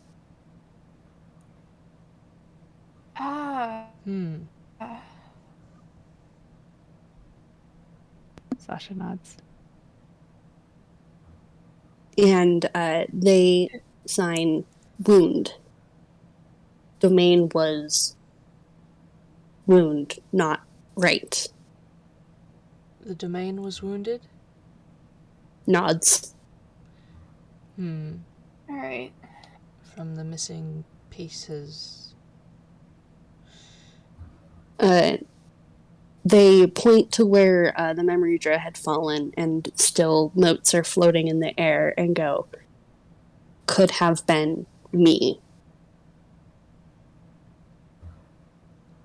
Oh. Potential. Worked. Huh. Sasha signs corrupted, like a question. Nods. These pieces of the domain you could have formed earlier if they hadn't been stolen and corrupted. They nod. Hmm. And then they sign suppressed. Greedy. Can you say that again? Suppressed, and then they sign greedy, referring to the person. Are they still around? You get the impression that if they had a mouth, they would be smiling, and sign gone. Well, that's something. These are just the remains, then. And Sasha looks at Sammy kind of like in a way that he might know a little bit about that, and then looks back to Lynn. It's gonna really quickly roll intelligence. Because he's very wrapped up in the story. Oh yeah, no, that's an 18. He gets her look, and there's a light bulb that goes up above his head and turns on. And he goes, oh. Sasha signs her crown, Oh. and then points to where Lynn does not have a mouth. Sammy turns green. oh. Huh. I mean, Avi knows what this is, but should I roll to see if, like, Arata gets it? Yeah, roll either history or intelligence. What's my... That's the same mod for both.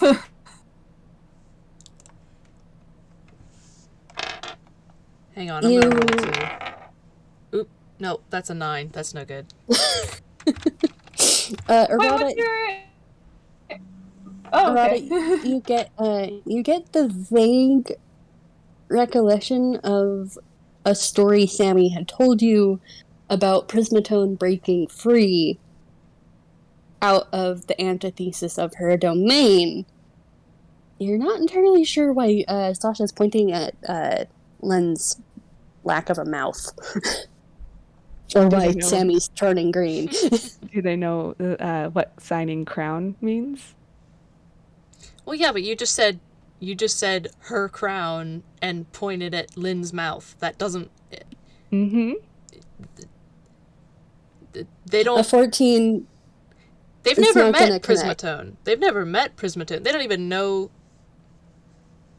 I mean... They've seen the statue in the yard, but that's it. Yeah, they were signing for seen Sammy. Prismatone once, but that was the FPS, so... Mira, you know which one. Mm-hmm. Yep. That happened before, right? That did happen before, but it was during a high emotional stakes event. Yeah, we're not getting into that. Oh, I'm aware of what happened. I was partially there. So yeah, Arata, like he's remembering some of like the stories Sammy's told him, but it's not connecting. Yeah, I think he kind of just like absent-mindedly like signs broke free. And you can see like it's trying to connect, but it's like not getting there. Sasha tries to fill in the gaps by saying, voice, opposite of voice is silence. He nods at that. And then signs... And he just goes, why crown? Lynn does not have a mouth because the last person had their teeth ripped out. What does that have to do with the crown? The professor signs. Prismatone wears it as a crown. Sammy just kind of opens the signs and goes, Mom is vindicative when she wants to be. And he still looks queasy. Sasha signs Mom? Question mark. She lets me call her Mom. Sasha smiles at that and says, good. He looks so relieved. Here we have this This is the deja vu. Oh boy. Gosh. Yeah, but Sasha laughs out loud and just kind of signs. Lynn talks to Lynn and just says, is there anything else that you can tell us? Lynn Arata goes and points at both Sammy and Sasha and goes, not strong enough. Sasha And then they What kind do of you mean? and they kind of wilt because it came out kind of mean, and then they go, can't reverse on own. The memories. You can't bring them back by yourself. Arata eyes and rubs a hand against his face before he goes back to signing, and he says, have those pieces been returned? They sign one and point to the motes of light which are starting to disperse. And then he signs, would returning the rest of the domain help get our memories back? They nod. Stronger. All right, and then he says, and then the last question is, do you have any idea where we could find the next one? They sit back in Sasha's hands and think. And then they sign. Oh gosh, this is the word that I can never pronounce. Do you want to type it out and then... Yes.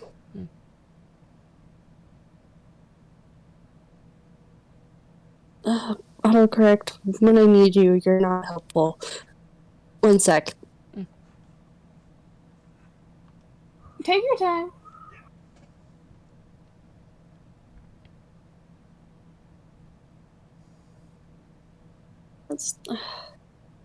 I'm trying to... Oh, I can just pull up my friggin' Word document, my Google Doc document to...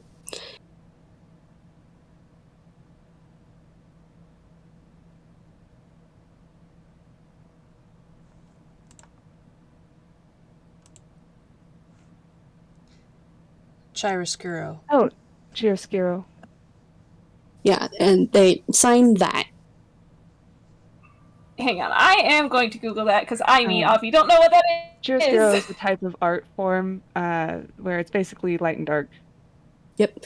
And they pause really quick and then sign town. Town. Sasha just looks That's confused. They pause and then look at Sammy and sign near Euphony. And Sammy's eyes go big like saucers. Like, that close? Aloud. And Bun just nods. So Arata kind of like looks at Sammy and he says, our next destination might have to be visiting where Prismatone's followers are. Sammy rocks back and he just... It's very obvious he feels stunned. Sasha looks at And then Sammy. he leans forward and then goes, "Wait, but you said near euphony. We're not really going inside it, right?" And Len nods again. Sasha kind of sighs relieved. She doesn't necessarily want to walk into a stronghold of Prismatone as a silence cleric. That is fair. There's a Arata lot kind of of gently pats your shoulder. yeah. There's a lot of misunderstanding between those two domains at the moment. Which is fair and valid.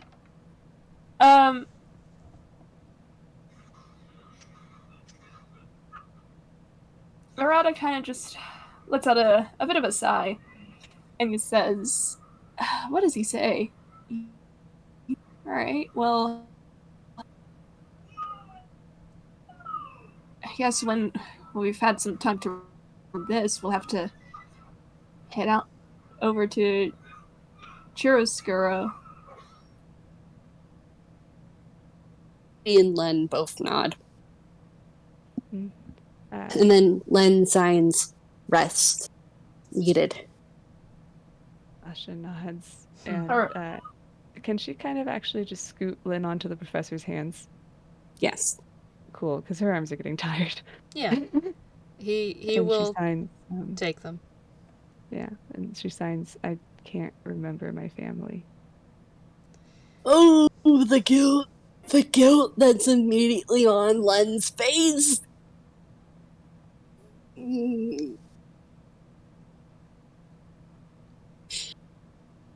They're dying on the inside. Oh no.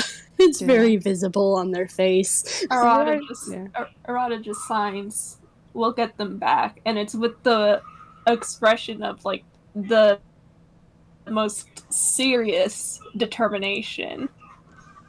Sasha hesitates for a second and then looks to Sammy and Arata and then the professor and signs, "It's not just mom and dad. We have siblings." Sammy starts. He has siblings? Sasha nods. His eyes start shining. Yeah, Sasha smiles and signs little and then signs to Sammy, big brother. Oh no, he might start crying. Oh, stay strong, little buddy. She holds up 3 fingers. Arata kind of just hand on Sammy's shoulder. like, come on, buddy. He's just saying, don't cry. Yeah. Sasha kind of signs like she doesn't remember their general age, but she's like toddler under the age of. They're under the age of like. Are they under the age of 6 or 4? What was it? Under the age of 6, yes. Under the age of 6. Also, I think under the age of 5, actually. Under the age of 5. Yeah, I think it's under the age of 5. Yeah. Or wait, no, wouldn't it be like 2? 3? I mean, or yes, they would be like 2 years old. Yeah, one of them. There's 3. They're 2 of them are 2. One of them is 8, now 9. Yeah, that's right. Sasha signs the vague ages. And, Sammy, do you remember how long Sasha was gone? I'm rolling history.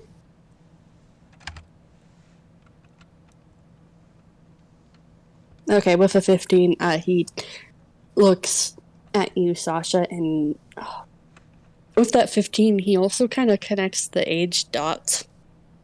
Yep. And he just... his signing of don't cry stutters, and his hands fall to his side as his shading turns to this dark blue purple. Sasha signs that they're safe, even if she can't remember where they are. He just goes, oh, Arata kind of just lifts both hands again, and he just signs, we'll get their memory back. Sasha nods and looks back to Sammy and then points at Lynn and then says, while signing, Lynn helped us get out. Len actually slaps a hand in Sasha's direction to get her attention and signs, it amplified my promise to you. I am so sorry. Sasha just signs, I don't remember what we promised. I promised to silence the Jax name to protect you and your family. Is it like redacted when they say Jax? Yes. Sasha just nods. It looks kind of sad.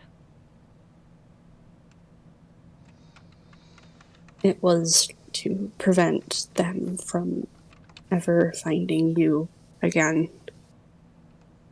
Sasha nods. And takes a deep breath, and her shading goes back to that cyan color. And takes a deep breath, looks at everyone, and just says, what do we do now? Arata just says, well, first we gotta get some sleep in, because I don't know about you, but I am exhausted. Yeah. Hey, Mira, should I roll that thing at disadvantage? Because it's every time after you take a long rest, no. Okay, cool, because she doesn't feel so good, though. Mm-hmm. That was a lot of magic. Mm-hmm. I will say that you guys are able to set up camp if you guys want. I mean, the ellipsis is nearby if we can climb back up. Roll me perception, please. Oh, gosh. Oh, that fills me with fear. While we do that, I want to mention that real quick, because I rolled a bit ago, but I didn't want to interrupt the conversation. When at least Arata notices this, but anyone who's paying attention could notice, because the professor rolled deception and he rolled bad. He rolled a 9, so that's generally under anyone's passive. But when what was it? I forget if it was Sasha or Sammy, but somebody mentioned, like, oh yeah, Sasha mentioned that they have younger siblings, and, like, you know, they can't remember them and stuff like that. The professor went, like, rigid immediately and looked sad in an unusually empathetic way,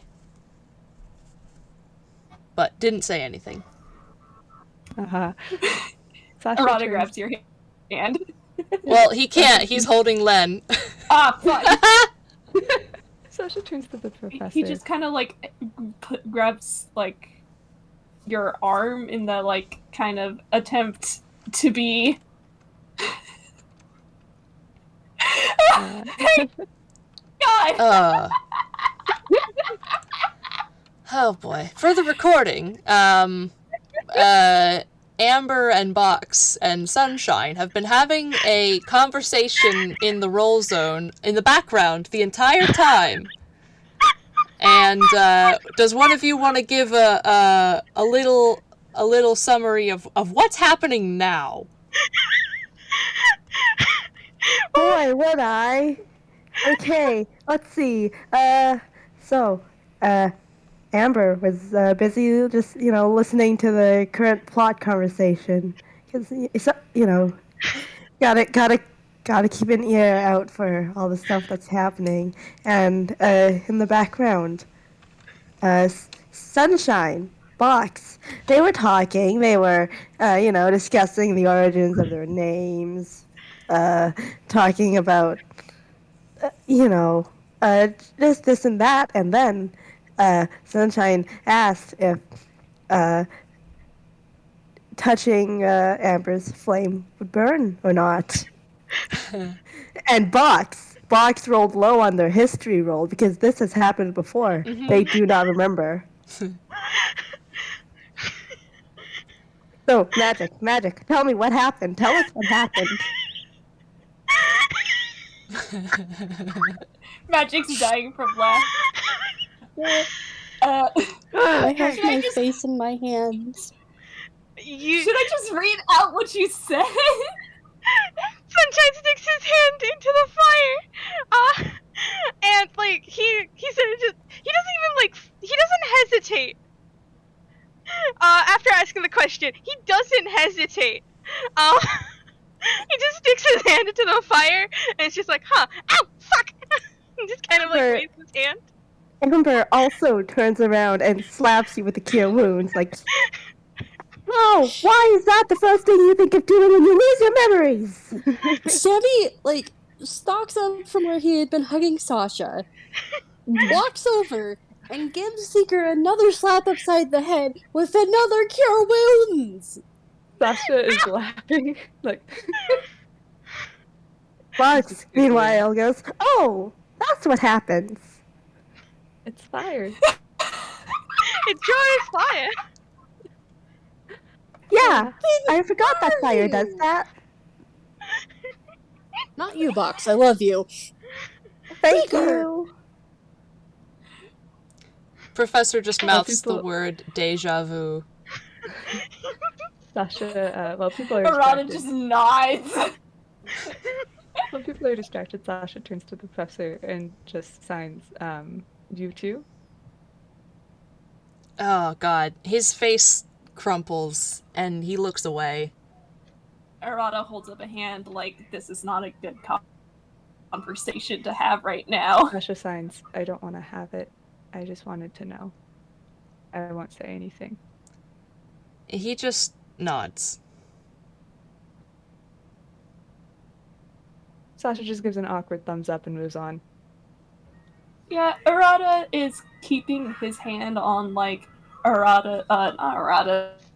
I know my words. We've been going for a while. He been on the professor's arm just so the professor can have a bit of comfort to lean on. Yeah. If he needs it. Yeah, he does lean slightly into your touch just a bit. Well, if we can get up to the ellipsis, there's plenty of room to for everybody to stay. That's the ship that 23 on that perception. Yep. Arata, you're looking up at where you and Amber and Box had slid down. Note, slid down. It was a slide. A very steep slide. You're gonna need to find either another way out or... And as you're thinking this, you hear the very reassuring sound of a vroom, vroom. The sound of the ellipsis materializing. Because I'm not that mean.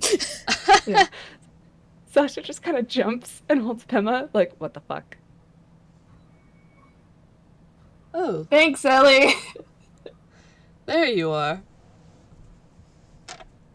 Sasha just slowly turns her head to the professor, and signs, why? Why, what? Why the fuck can it move on its own?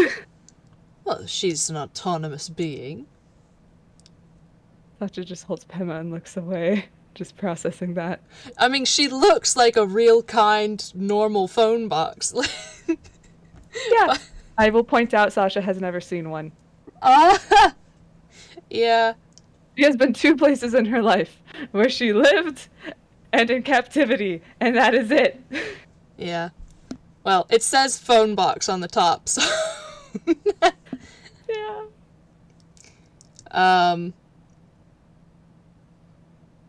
The professor, the ellipsis is there now. Probably at a guess, like a good 15, 20 feet away from the group. And the professor turns to Lynn, and he has a very serious expression on his face, and he says, if I'm going to let you onto my ship, you need to promise not to hurt her. Looks up at you with the most baffled expression a mouthless being can make, and then raises a pinky. Mm-hmm. Yeah, the professor shifts them onto one hand and links it with his own pinky. They shake. Mm-hmm. It is done. It is done! A pinky promise with a deity! Yeah. Sasha just looks at Lynn like, okay. Arata kind of puffs out his cheeks and then, like, lets out a breath like that. Sasha just signs to Lynn. I'm pretty sure that applies to me as well. Lynn pauses, blinking, and then kind of like narrows their eyes at you, Sasha, and then signs, be good. Sasha signs, no, I'm part of your domain. If I hurt anybody, it was like you hurting them. No. They promise not to hurt the ellipsis. You can do... Nod. No, just Lynn. Sasha's just like... You're not beholden to Lynn's actions. Sasha looks at you and is just like, gestures to the fact she's a cleric. Yeah, he's got a very, like, stern look on his face, and he shakes his head, like, no, this is distinct. I made a deal directly with Lynn. You are your own separate being, despite being a cleric. If you take a weapon to the ellipsis, the promise is not broken. Sasha signs, I would never do that, but cool. Good, because you couldn't hurt her anyway. Sasha's just like, I mean, that's fair.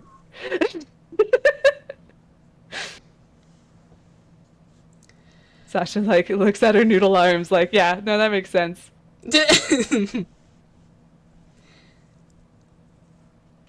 But,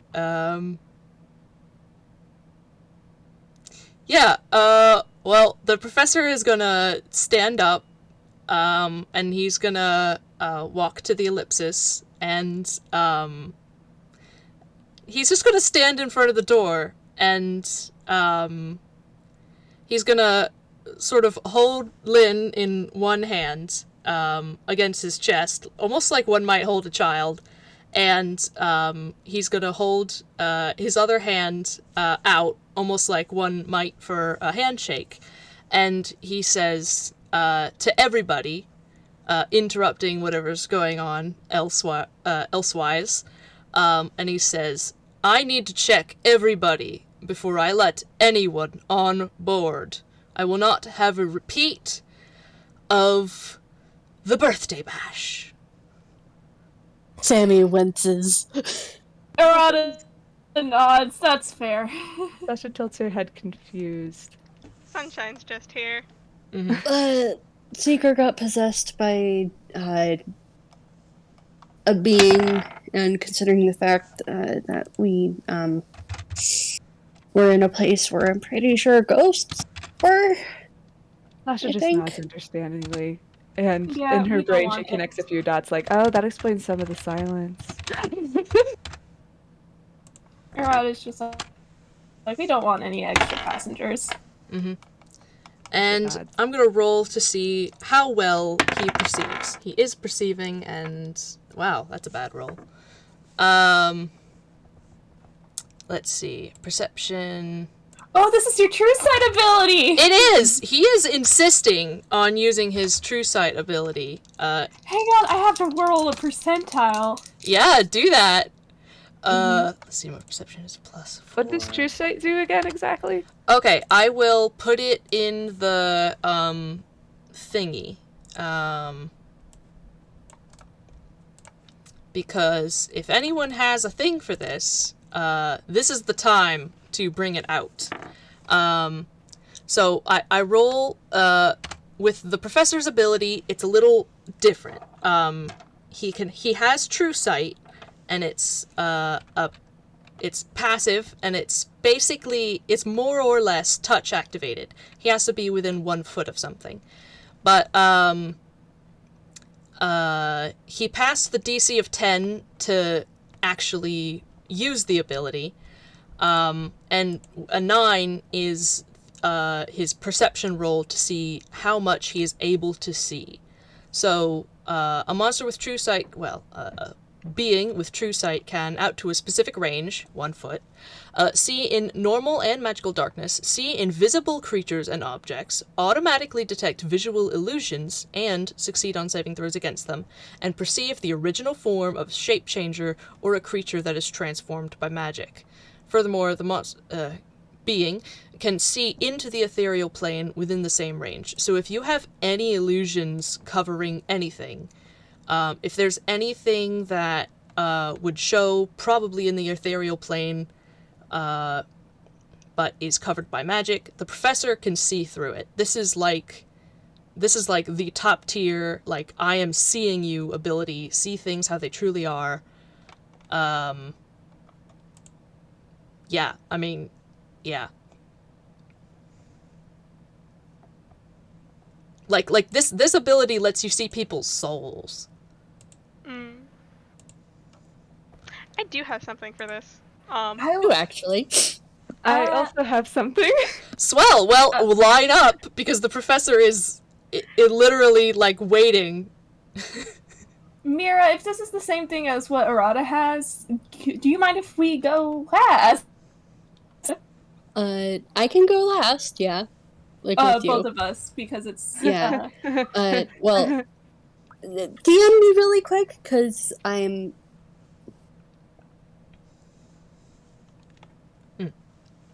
I finger guns.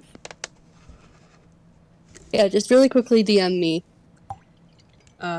So the professor has already seen, capital S, seen, Len, so he is passed.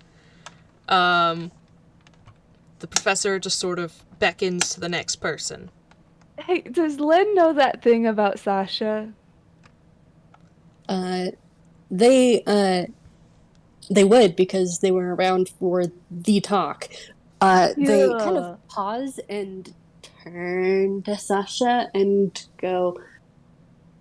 They kind of look at Sasha for a moment, and then they turn back to Professor and go, family heritage. To Oatmeal, to Professor. Mm-hmm. And point at Sasha, and then family.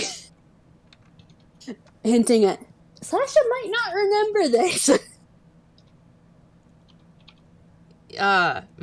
He just sort of tilts his head a bit and nods. Like, Sasha also tilts their head. He is aware that he may see some things, but... Yeah. Cool. Do Seeker and Amber want to go first, or are they just gonna hang out? I look at Tala. Do you want me to go first, or? Yeah, you can go first. Alright. Sunshine just kind of gives a shrug, walks up to Professor, like, sort of like holds an arm out. Not exactly in a handshake position.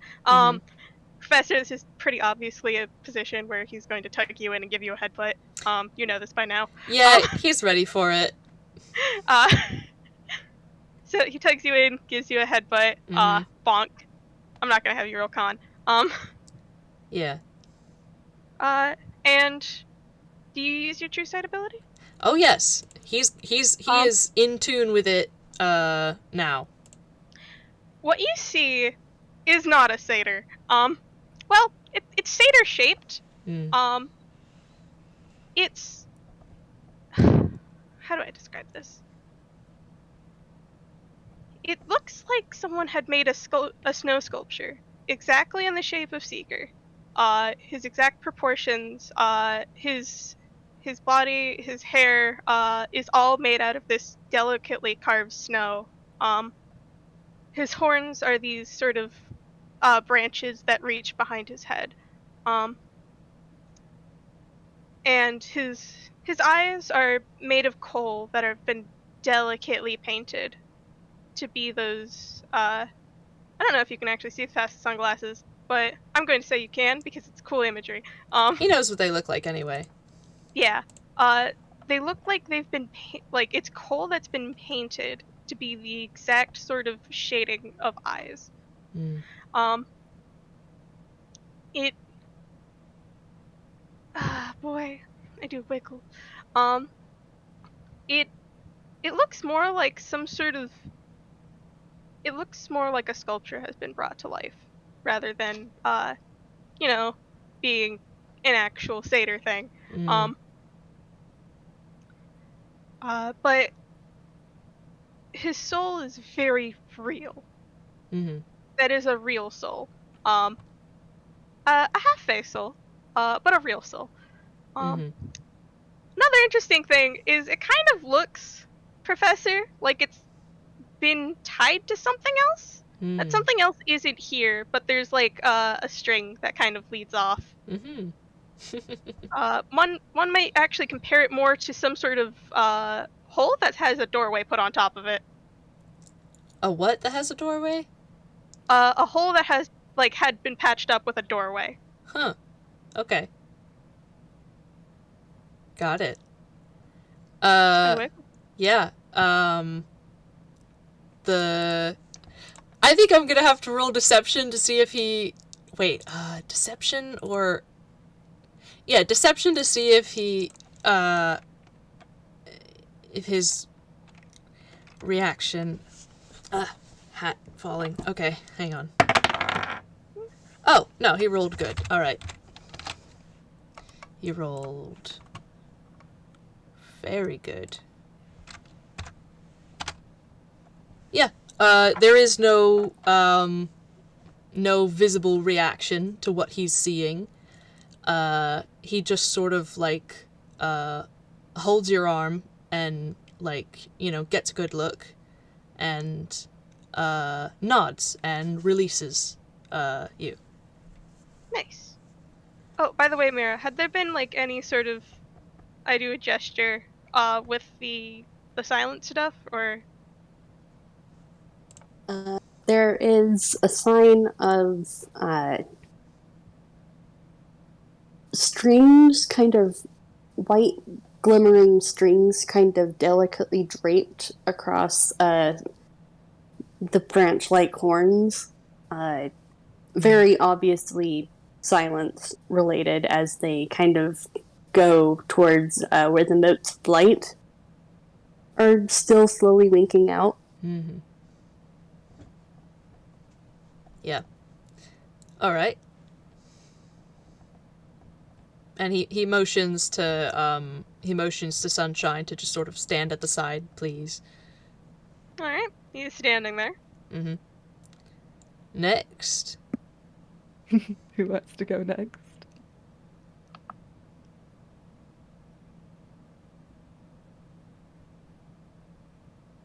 I will say that Arata's gonna go last because, oh boy, lore stuff. Alright. And if I remember right, Sammy is also going to probably go next to last. So... Sasha might need to I guess if no one else is gonna volunteer, I guess Amber and Box will go. Or Box first, then Amber. Uh-huh. All right. So, if I remember the prompt correctly, this is just like checking to see we have the right soul. It's really just if you've got any illusions, they drop. He does see what he does see your soul, and he's, he's checking to make sure there's no extra passengers. So if nothing is amiss and everything is as it should be, then that's good. But if there's any extra bits you want to toss in here that the professor would see with this ability, then this is your chance. Otherwise, you can yeah. Well, all right. You basically just see a burning coal from amber and a little flame connected to it from box. There's nothing up with them. Mm-hmm. Yeah. He nods to each of them in turn and also gestures for them to stand at the side. He is staying mostly expressionless because he doesn't want to give anything away. Because this is a check. This is not... He is not trying to expose people's secrets. Can we do a quick pause for like 2 minutes while I run to the restroom? Yeah. I'm so sorry. Teeny break. Mm-hmm. Teeny break. Me quietly dying at this because it's amazing. Wait, did Sasha already Sasha hasn't go? gone yet. No. Okay. I'm going to run to the restroom as well. I will be right back. Me. If anyone needs, go run to the restroom, refill your water bottles, take a snack. Mm-hmm. I thank you, Mira, for letting me do this.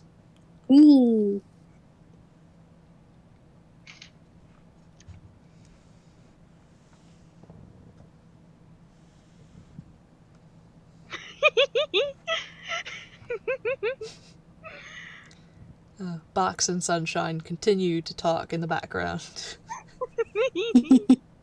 Listen. Hold on, I need to actually go look at 4th level spells real fast, because I totally remember. I am back. Alright, I think we're just waiting for Avi then. Should just be a minute. Okay. Yeah, they had to use the restroom as well. Mm-hmm. Sorry about that, thank you. Mm-hmm. It's okay. Are you ready to go next when they're back? Yeah. Alright. What to do? Hoo-hoo.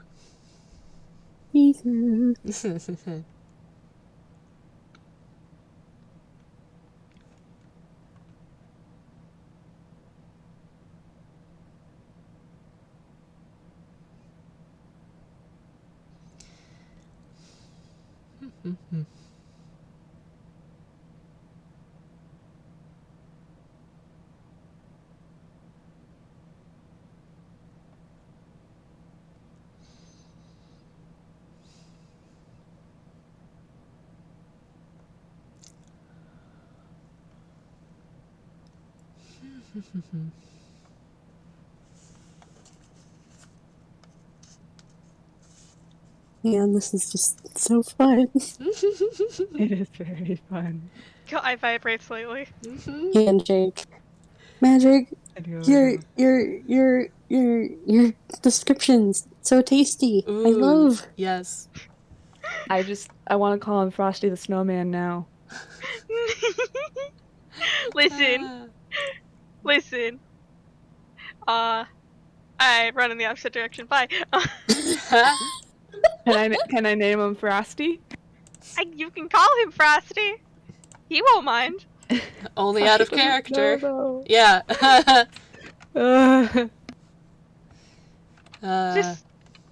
Just listen. I do a gesture at Seeker. Just him. I'm good. Him good. I'm just like, Sasha could care less. Your secrets are your own business. Sometimes she just likes to know if something is a secret so she can keep it. That's why she double checked with the professor. Mm-hmm. Because she doesn't want to accidentally say something unless she knows it's a personal thing. So she usually just awkwardly double checks and then shuts up and moves on. Oh.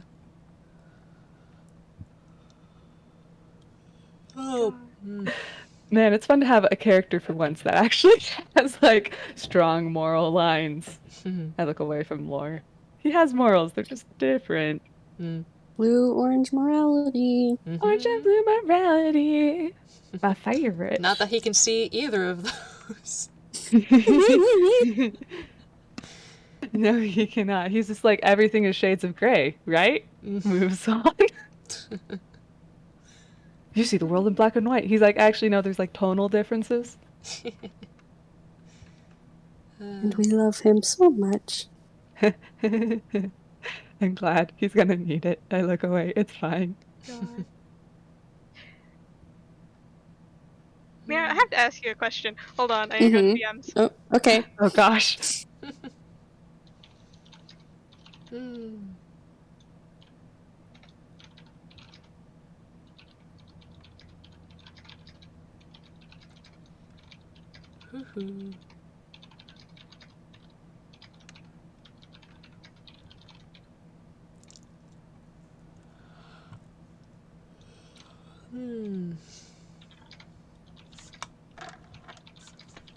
I hear all that typing and I'm like, oh dear.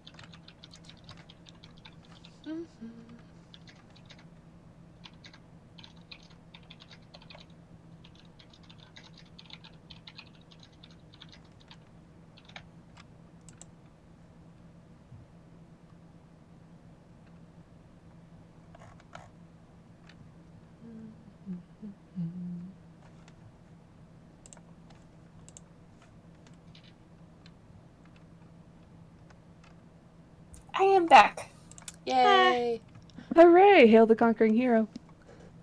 Alright, Sasha's turn. I do a jig.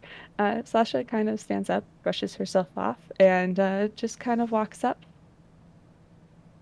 and stands in front of the professor and just looks up at you. Yeah, he's holding his hand out. Does she have to touch it? Yeah. Oh, she touches your hand and you notice it is very cold. How cold? Because the professor's hand is also, like, less than human body temperature. Cool. Her hands are like ice. And as you look at Sasha, you kind of see some layers as you look at her eyes. You see, oh, they used to be red. They're blue now, but they used to be red. And you also get the hint of, oh, she's not fully toon.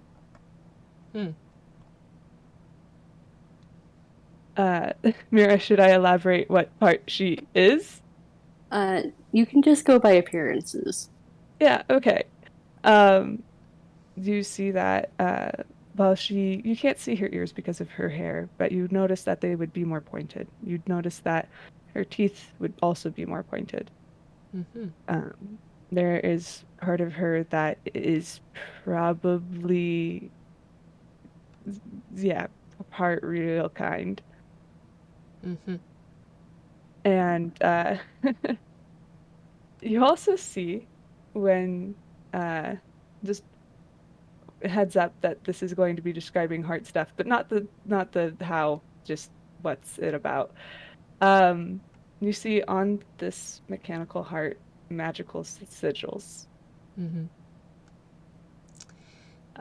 Which you can roll Arcana for. Yeah, I was just gonna ask if I could recognize.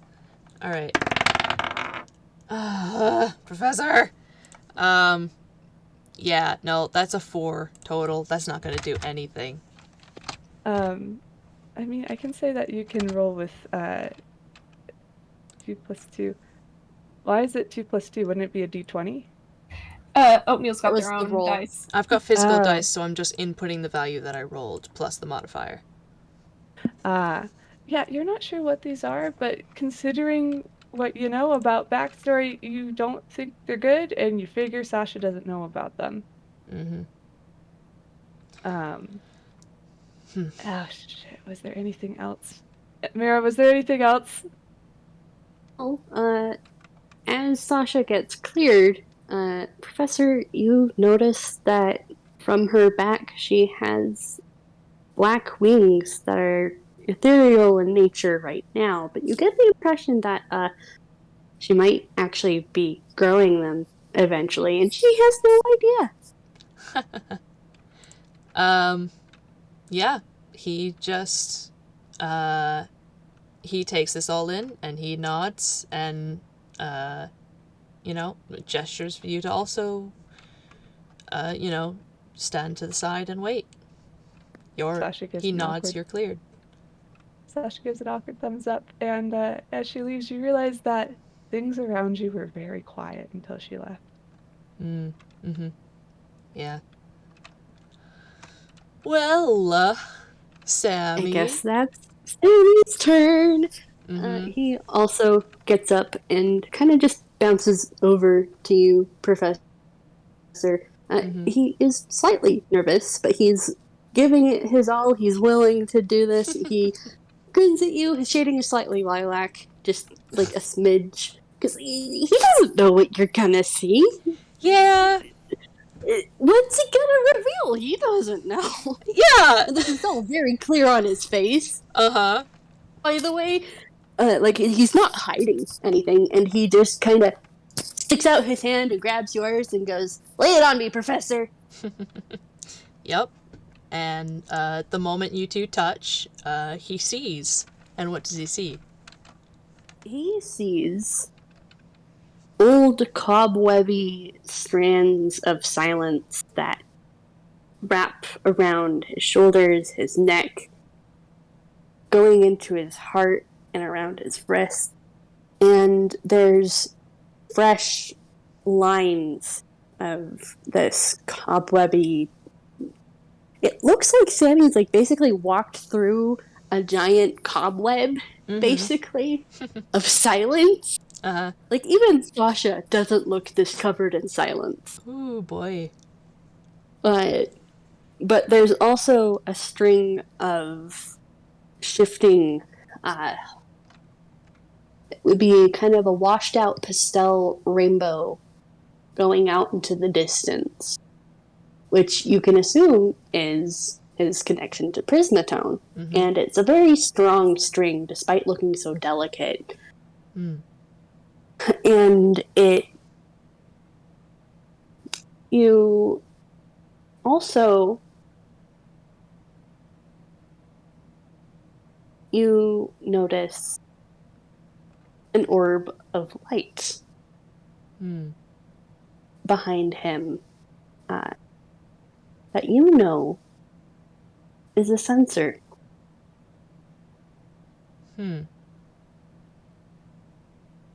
Someone is scrying.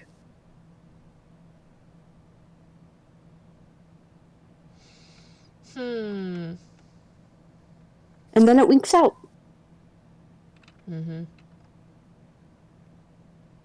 And you also see that the color of his eyes, which you had assumed was just his design, isn't.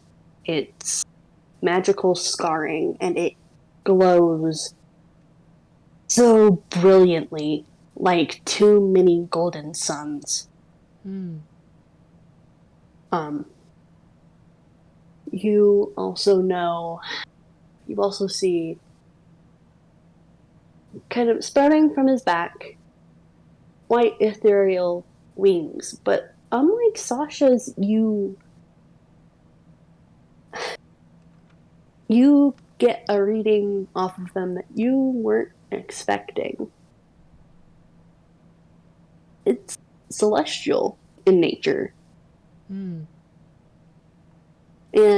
you also realize that because Sammy is siblings of Sasha, he's not toon either, and his ears are very pointed.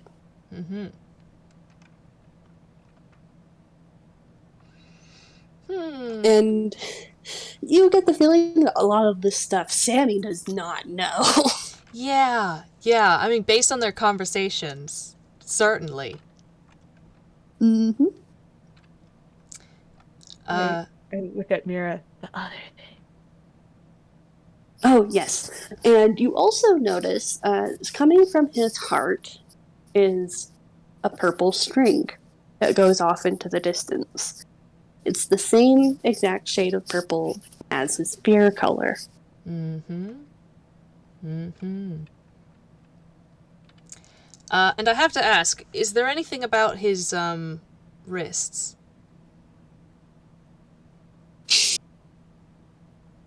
Well, because I did include the eye scarring, you would see that there is Brain, you had the words 2 seconds ago. You would see that he has the spell scars glowing the same color as his eyes for hold person.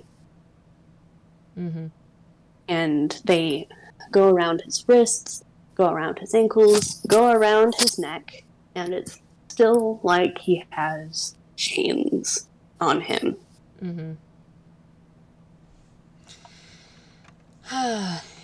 Yeah, he hesitates a little longer this time, just by, like, a second. But he nods slowly and gestures for Sammy to go. Sammy just kind of, his eyebrows crease, and then he kind of just squeezes Professor's hand and goes, "Is it alright if you tell me what you saw later?"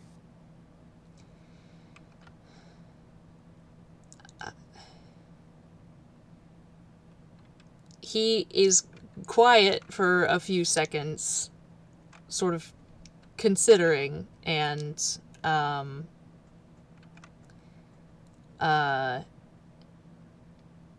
he after a bit of hesitation, he nods again slowly and says, I think we might find a good time to do that, yes. He relaxes and just nods. "Thanks, Professor." And then he walks over and kind of flops onto Sasha, kind of like, you know how a taller sibling will lean on a smaller sibling? That. Sasha's Satan goes bright yellow, and it almost looks like the fizz in in soda. Yeah, he just flop. She is beaming. He wiggles. And Rada? Oh, I am so excited. Great. Okay, let me start with this. Has Professor used this on Arata before? I can't remember. He has not. He has only used it on Azumi and on Nakabe Nakai and Camille Christie, and that's it. Alright! As far as I can remember. He does not use it often. I got a few things for you. Well, first of all, yeah, Arata's kind of just chill when he, like, clasps his hands in yours to let you see. First of all, you do see Lupine. Yeah, he's definitely their trademark. Um, a bit of like a bit of hesitation where it looked like he'd been like thinking about something, like he had just been considering like everything that had just happened within the past day and a half, question mark. I don't know how long it's been. Yeah. And he looks like he's trying to like come up with like a possible like plan of action and maybe relaying that to Arata. But the moment he realizes that, oh wait, you can see him, he actually give that kind of like squinty-eyed smile, Mm-hmm. kind of like a greeting. Yeah, And the that's professor fine. locks. Yeah, the professor locks eyes with Lupine for a second or two before going back to Arata. Yeah. There's a few things with Arata. First of all, there is a kind of, I guess you could say, ethereal looking mask that covers his face. It's specifically a domino mask. Mm. And you might actually recognize it as the trickster mask. Mm-hmm. Kind of odd that it's appearing this way, but hey, I do a heart emoji. Also, because everybody else was doing it, this boy is covered in spell scars. Mm-hmm. Probably not that surprising considering the things that he gets up to, but most notable of all is that there's a massive, deep, purplish black scar that goes across his chest. Mm-hmm. Dangerously close to his collarbone and like all the way down his abdomen. Yeah, and because for the audience, because some lore things have happened behind the scenes, and I do wiggle. It was a 60% chance to see if this would happen, and I rolled a 58, so I'm really excited. Professor, there was for a brief moment, you do see that there is a glowing blue butterfly just kind of sitting on Arata's hair. Hang on, I'll post an image. This very kind of glowing blue butterfly that looks kind of ethereal, and it sits in his hair. But the moment Arata kind of like gets close to the ellipsis, the butterfly flaps its wings and takes off and leaves. Almost like it knew that it wouldn't be invited on the ellipsis. And as soon as it's out of range for your true sight, it just disappears. Huh.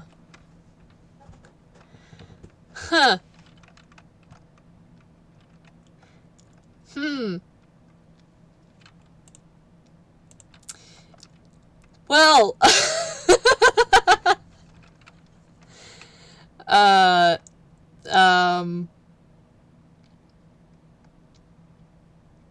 you see the professor's if you're paying attention, you see the professor's eyes sort of like focus on something that's like not at eye level with Lupine, and not it's sort of like between your eye level and Lupine's, and just sort of track something moving before returning back to you, as he's, watching the butterfly. And he just sort of does like one last scan and nods, and this time he turns around and opens the door to the ellipsis and invites everybody in. Arata's brow creases when you're while you're watching that. I will add something about it did seem kind of almost dreamlike, but yeah. Mm-hmm. I just remembered Pema and Jeannie. He's gonna want to check them too. I'm sorry. I'm so sorry. No, it's fine. Let's see. So rewind a bit. He hasn't opened the ellipsis. Kitty turn. Sasha actually goes to actually no. Pema just trots up to you, and he'll kneel down. Oh, Pema was gonna be like slither up you as a snake and put their head in your hand. Oh, that's adorable. Yes, that's what happens. Yes. And you see, oh, they are connected to 2 domains. Silence and something else you don't recognize. But they are a cat and a snake. You also get the feeling that that gem on their forehead has something to do with the familiar connection with Sasha. And you remember that they also have a gem on their armor. So you get that as Pema acts as a familiar, it's not quite actually a familiar. But they're chill. Yeah, he nods and gives the snake a pat on the head and lets them go. The snake actually wants to go under your scarf again. It is warm there. Yeah, alright, he'll allow it. And then he's going to kneel down for Jeannie. Cool. Almost like an overlay. As I pull up another ref image. Almost like an overlay. There's this a bipedal figure that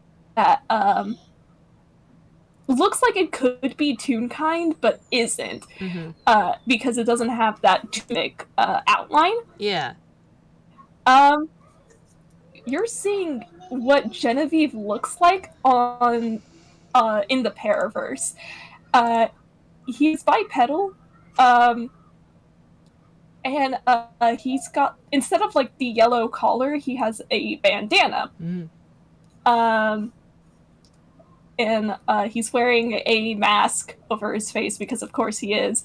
And he the movements of this figure kind of mimics the way he moves a cat form. But yeah, now you know what Genevieve is supposed to look like. Yep. And the professor nods and gets up. He is very short, by the way. Yeah, he's little.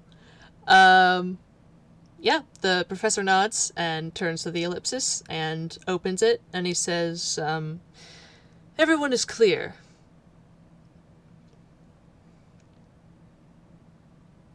Come on in, and I'll show you where the rooms are. Sasha takes Sammy's hand and walks in, and as she passes the professor, she kind of signs, Pema really likes you. I'm sorry. That's all right. Pema kind of boops your where they are. They're staying underneath that scarf. It is warm. Yep. Everybody enters? Yep. When Sunshine enters, it's God. He kind of like puts his sunglasses on top of his head on instinct and kind of like flinches at the light slightly and just kind of looks confused at it for a moment. before his eyes kind of like pop back up again, and it's just, ooh, he's looking at things. Uh-huh. He's going to cause a mess if you leave him alone. Please don't. Well, there's nothing really to make a mess of in this first room, but we shall see about the rest of the ellipses. Sasha is just kind of stood still, trying to process, oh, this place is bigger on the inside. Mm-hmm. It's smaller on the outside. Yes. Sammy takes a moment, and as soon as he's actually fully in, he stops full point and just turns to the professor. Let's go of Sasha's hand to basically duck back through the door and hug the professor. Oh. Hello? You saved me. Yes, dear, yes. Professor, you saved me as a kid. I thank you. Oh, goodness, did you forget again? Yeah, I forgot it because I didn't remember why we were in Haku. Oh, that's right. I'm sorry. Yes. I'm afraid we did go over this earlier today, but yes, dear, I did. That was me. He just hugs you tighter. He's emotional. Uh-huh. Yeah, he hugs him back. Then he just pulls back and goes, "You really are toon-like, Professor." Thank you. And his shading is just so yellow, and he just kind of ducks in to give one last squeeze to the professor, and then runs to Sasha to grab her hand and start rambling about how the professor had saved him as a kid. Sasha looks back at you and signs thank you. Yeah, he signs back. You're welcome. Also, how does silence work with Ellie trying to get a read on Sasha? I'm really confused about how that would work. Well, it's literally just the spell detect thoughts. Okay. So it reacts however a regular detect thoughts would react. And look at Mira. she I does have no idea. she does generally cast detect thoughts on everybody, but I don't think after we just did all that, I don't think we're going to have you all give your thoughts right now, unless Mira wants to, just because I think it would take a while. You can probably do that in Oatmeal's DMs if you guys really want to reveal what your characters are thinking right now, just because we have been at this for a while. Yeah, you're welcome. I say You're with welcome. affection. Yeah, you're welcome to give me that, but not out loud right now. She's gonna poke at your minds, but that's all right.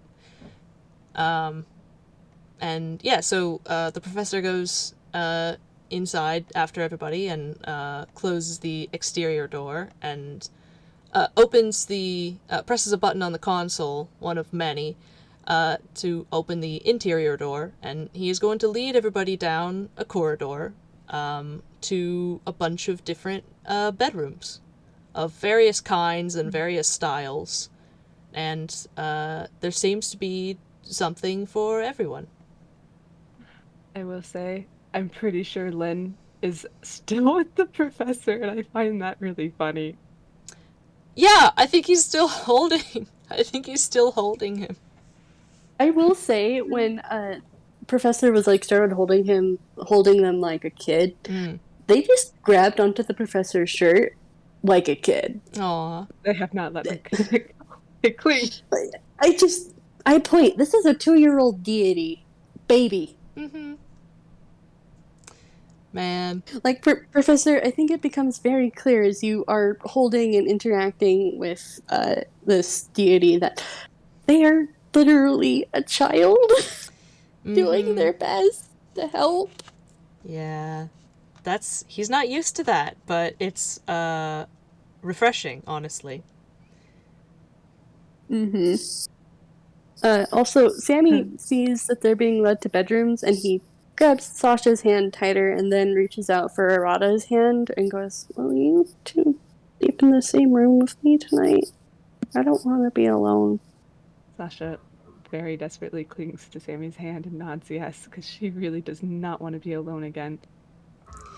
Arata nods and he just says with a little bit more emotion than he intends to show, just says, I'm just glad that, just really glad you're safe. Sorry, you cut out. What? I'm just really glad you're safe. Sammy's gonna pull Arata into a one-armed hug. Get in here, bud. We're hugging. And guess he's getting hugged. Sasha just giggles. And the professor is just sort of watching from, like, you know, the a bit of a distance, like or no, I guess he's probably in the front because he's leading you all. He turns and he gives a smile that's just a slightly smirk, and he says, well, whatever arrangements you do prefer, just think about them before you open the door, and I think you shall find things to your liking. Sammy's eyes. Oh, sibling moment. Their eyes are sparkling. Yep. Never had they looked more similar than in this moment. Anime sparkles, the both of them. Same colors and everything.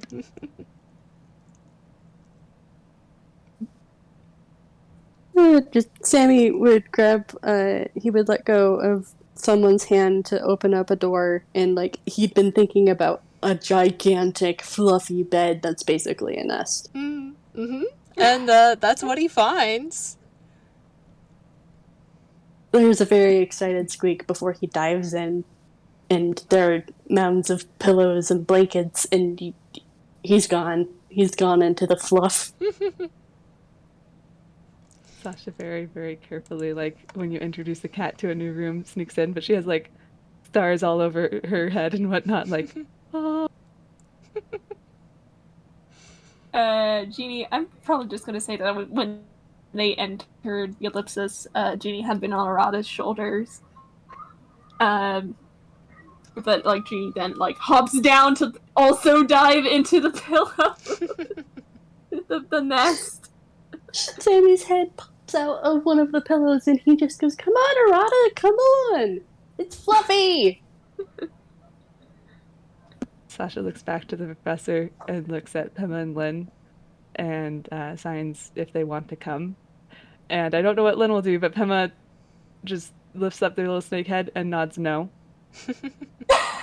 They choose the scarf, and Pema and Sasha just like sighs. Lynn kind of just looks up at Professor, pats him, and then like signs "thank you," and then is on Sasha's shoulder now. Sasha picks him up and hugs him very tight. If a deity of silence could make a squeaky toy noise. Yep. Does not know how to interact with pillows. That's all I will say. They just stand there.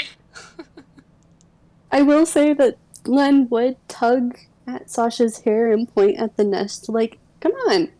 Nudge, nudge, nudge, nudge. Be brave!" Just the most awkward interaction with a blanket nest you can imagine. Sammy will and can scoop Sasha up and dive into the pillows. Silent squeak.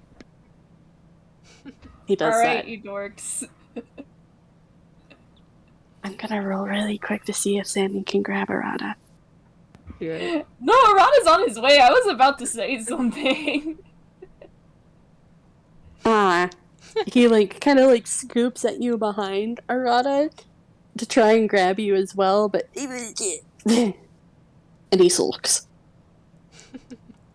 Sasha casts guidance. If you're in the nest, Arata just kind of backwards flops onto the nest with you in it. Okay, I picture this is how it happens. Sammy was hefting Sasha up like a bag of potatoes over her shoulder, trying to grab you, Arata, and then you kind of grabbed his arm, turned around, and flopped backwards into the fluff, dragging all of them with you. Sasha looking at the professor like, help!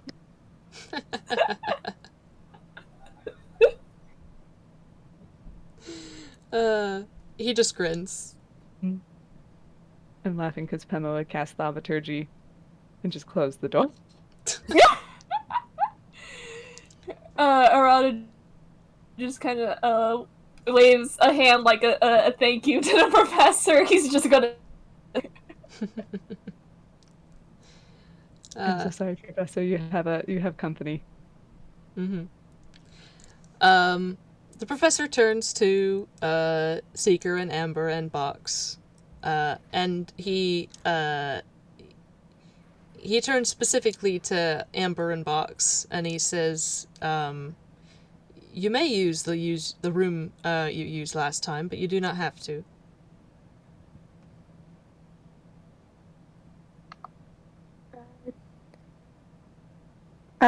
Fox immediately says, new room.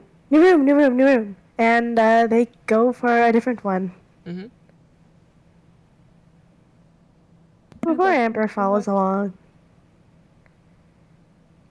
And so it just sort of changes to the kind of room they want. Pretty much. When they open it, it's something desirable. There is a bunk bed Haha. in the shape of race cars. Yes! Best day ever. And everything is notably very fireproof in here. Ah, hell Thanks. yeah. Fox is immediately going for the top bunk. Is Amber also going for the top bunk? Honestly, they're sharing the top bunk. Yeah! Yeah!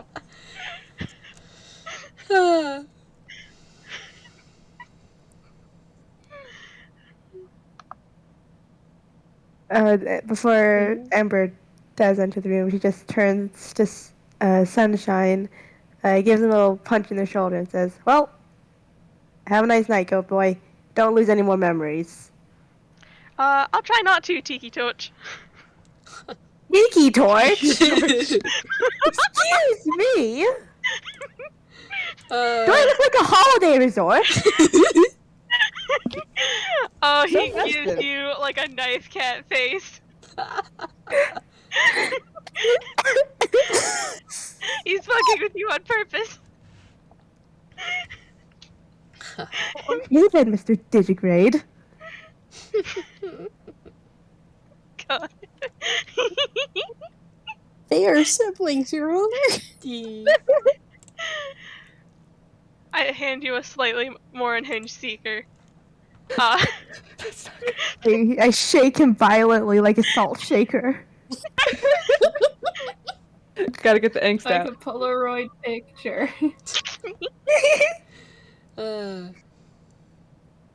What does the professor do? Or Seeker? Yeah, there's two left.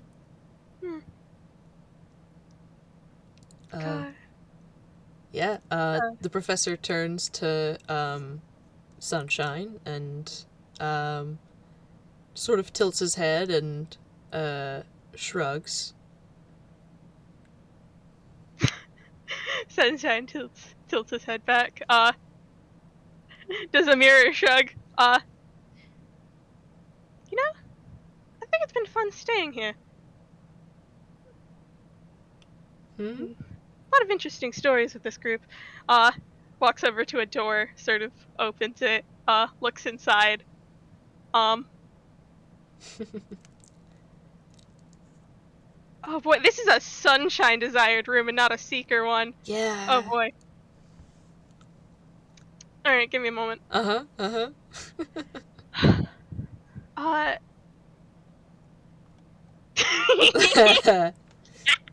Yep. That's him. God. The professor, like, if you look into the room that gets opened, it's not like an open space, but it kind of looks like some sort of study nook. There's one like really big chair that could be used as a bed. That's probably going to be used as a bed, noting that there's no bed in here. There's a quite wide desk that seems to be like probably ready to hold books and papers and go over notes. And on like a side table, not exactly near there words. Like the walls are kind of bookshelfish. There's sort of like a kind of fireplace decoration.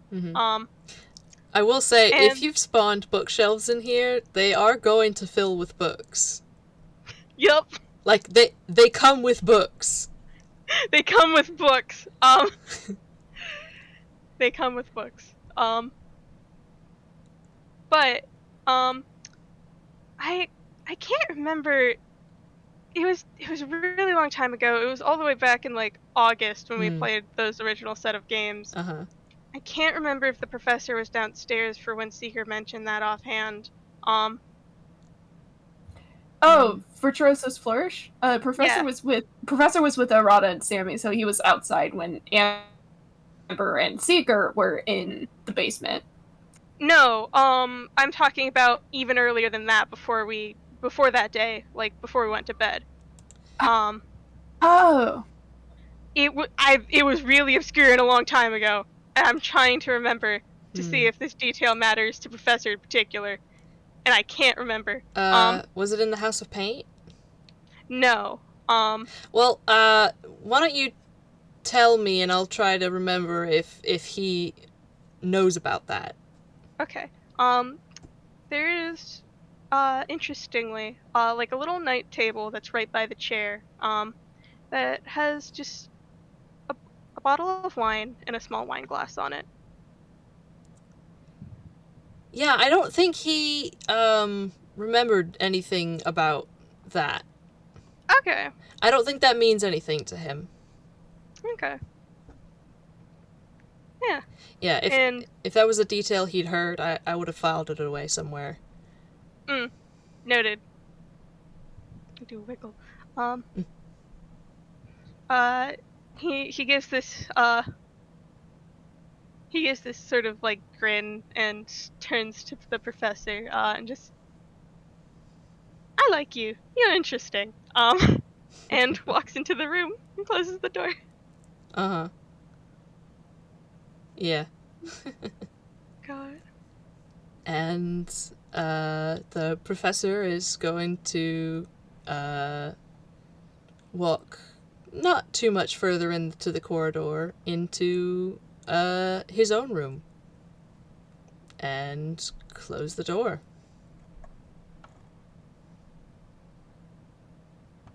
And I say we can leave it right there, with everyone going to sleep and actually getting a proper long rest. Close the door on that. Thank God. Woohoo. We did it! Yeah! Woohoo! I look forward to the hot springs. Woohoo, yeah. Oh, boy. We defeated the memory draw.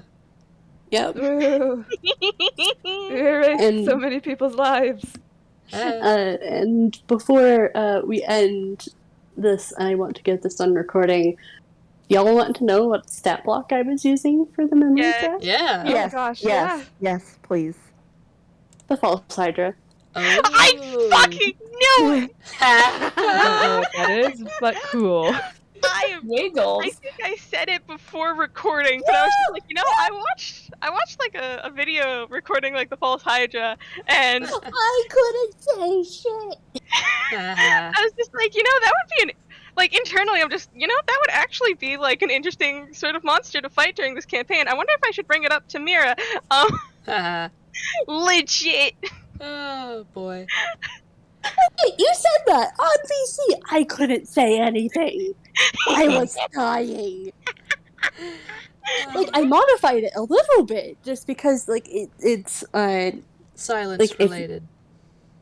well, that, and also, like, if I remember right, all memory of a person gets deleted if they're eaten by the false Hydra. Mm-hmm. So this is too kind. I had to change it a tiny bit. Oh, wait, I just owned. I understand. I understand completely now. Okay. Mhm. We're still recording. Yeah. God. Like, yeah. Cool. Yeah, And I gave you a heart emoji. You guys fought a really scary monster. And no one got too badly hurt. Physically. Exactly. Emotionally. Amazing. You guys did amazing. Because Seeker and Arata and Amber's You can have- freaking fairy fire. That was very good. Arata just fucking vibrating. She Arata had too dealt much like caffeine. over 150 damage during that encounter, I think. Yeah. Arata was like MVP, like most damage outpoint. All of us buffing Yeah. this one vibrating boy. Oh man. You guys Just did like, go get him, amazing. sport! Alright. Okay. I think that's a bye. Thank you everybody for listening. We're gonna say good Bye. time zone. Goodbye. Goodbye. The Good words. time Good time zone. Bye. Bye. Bye.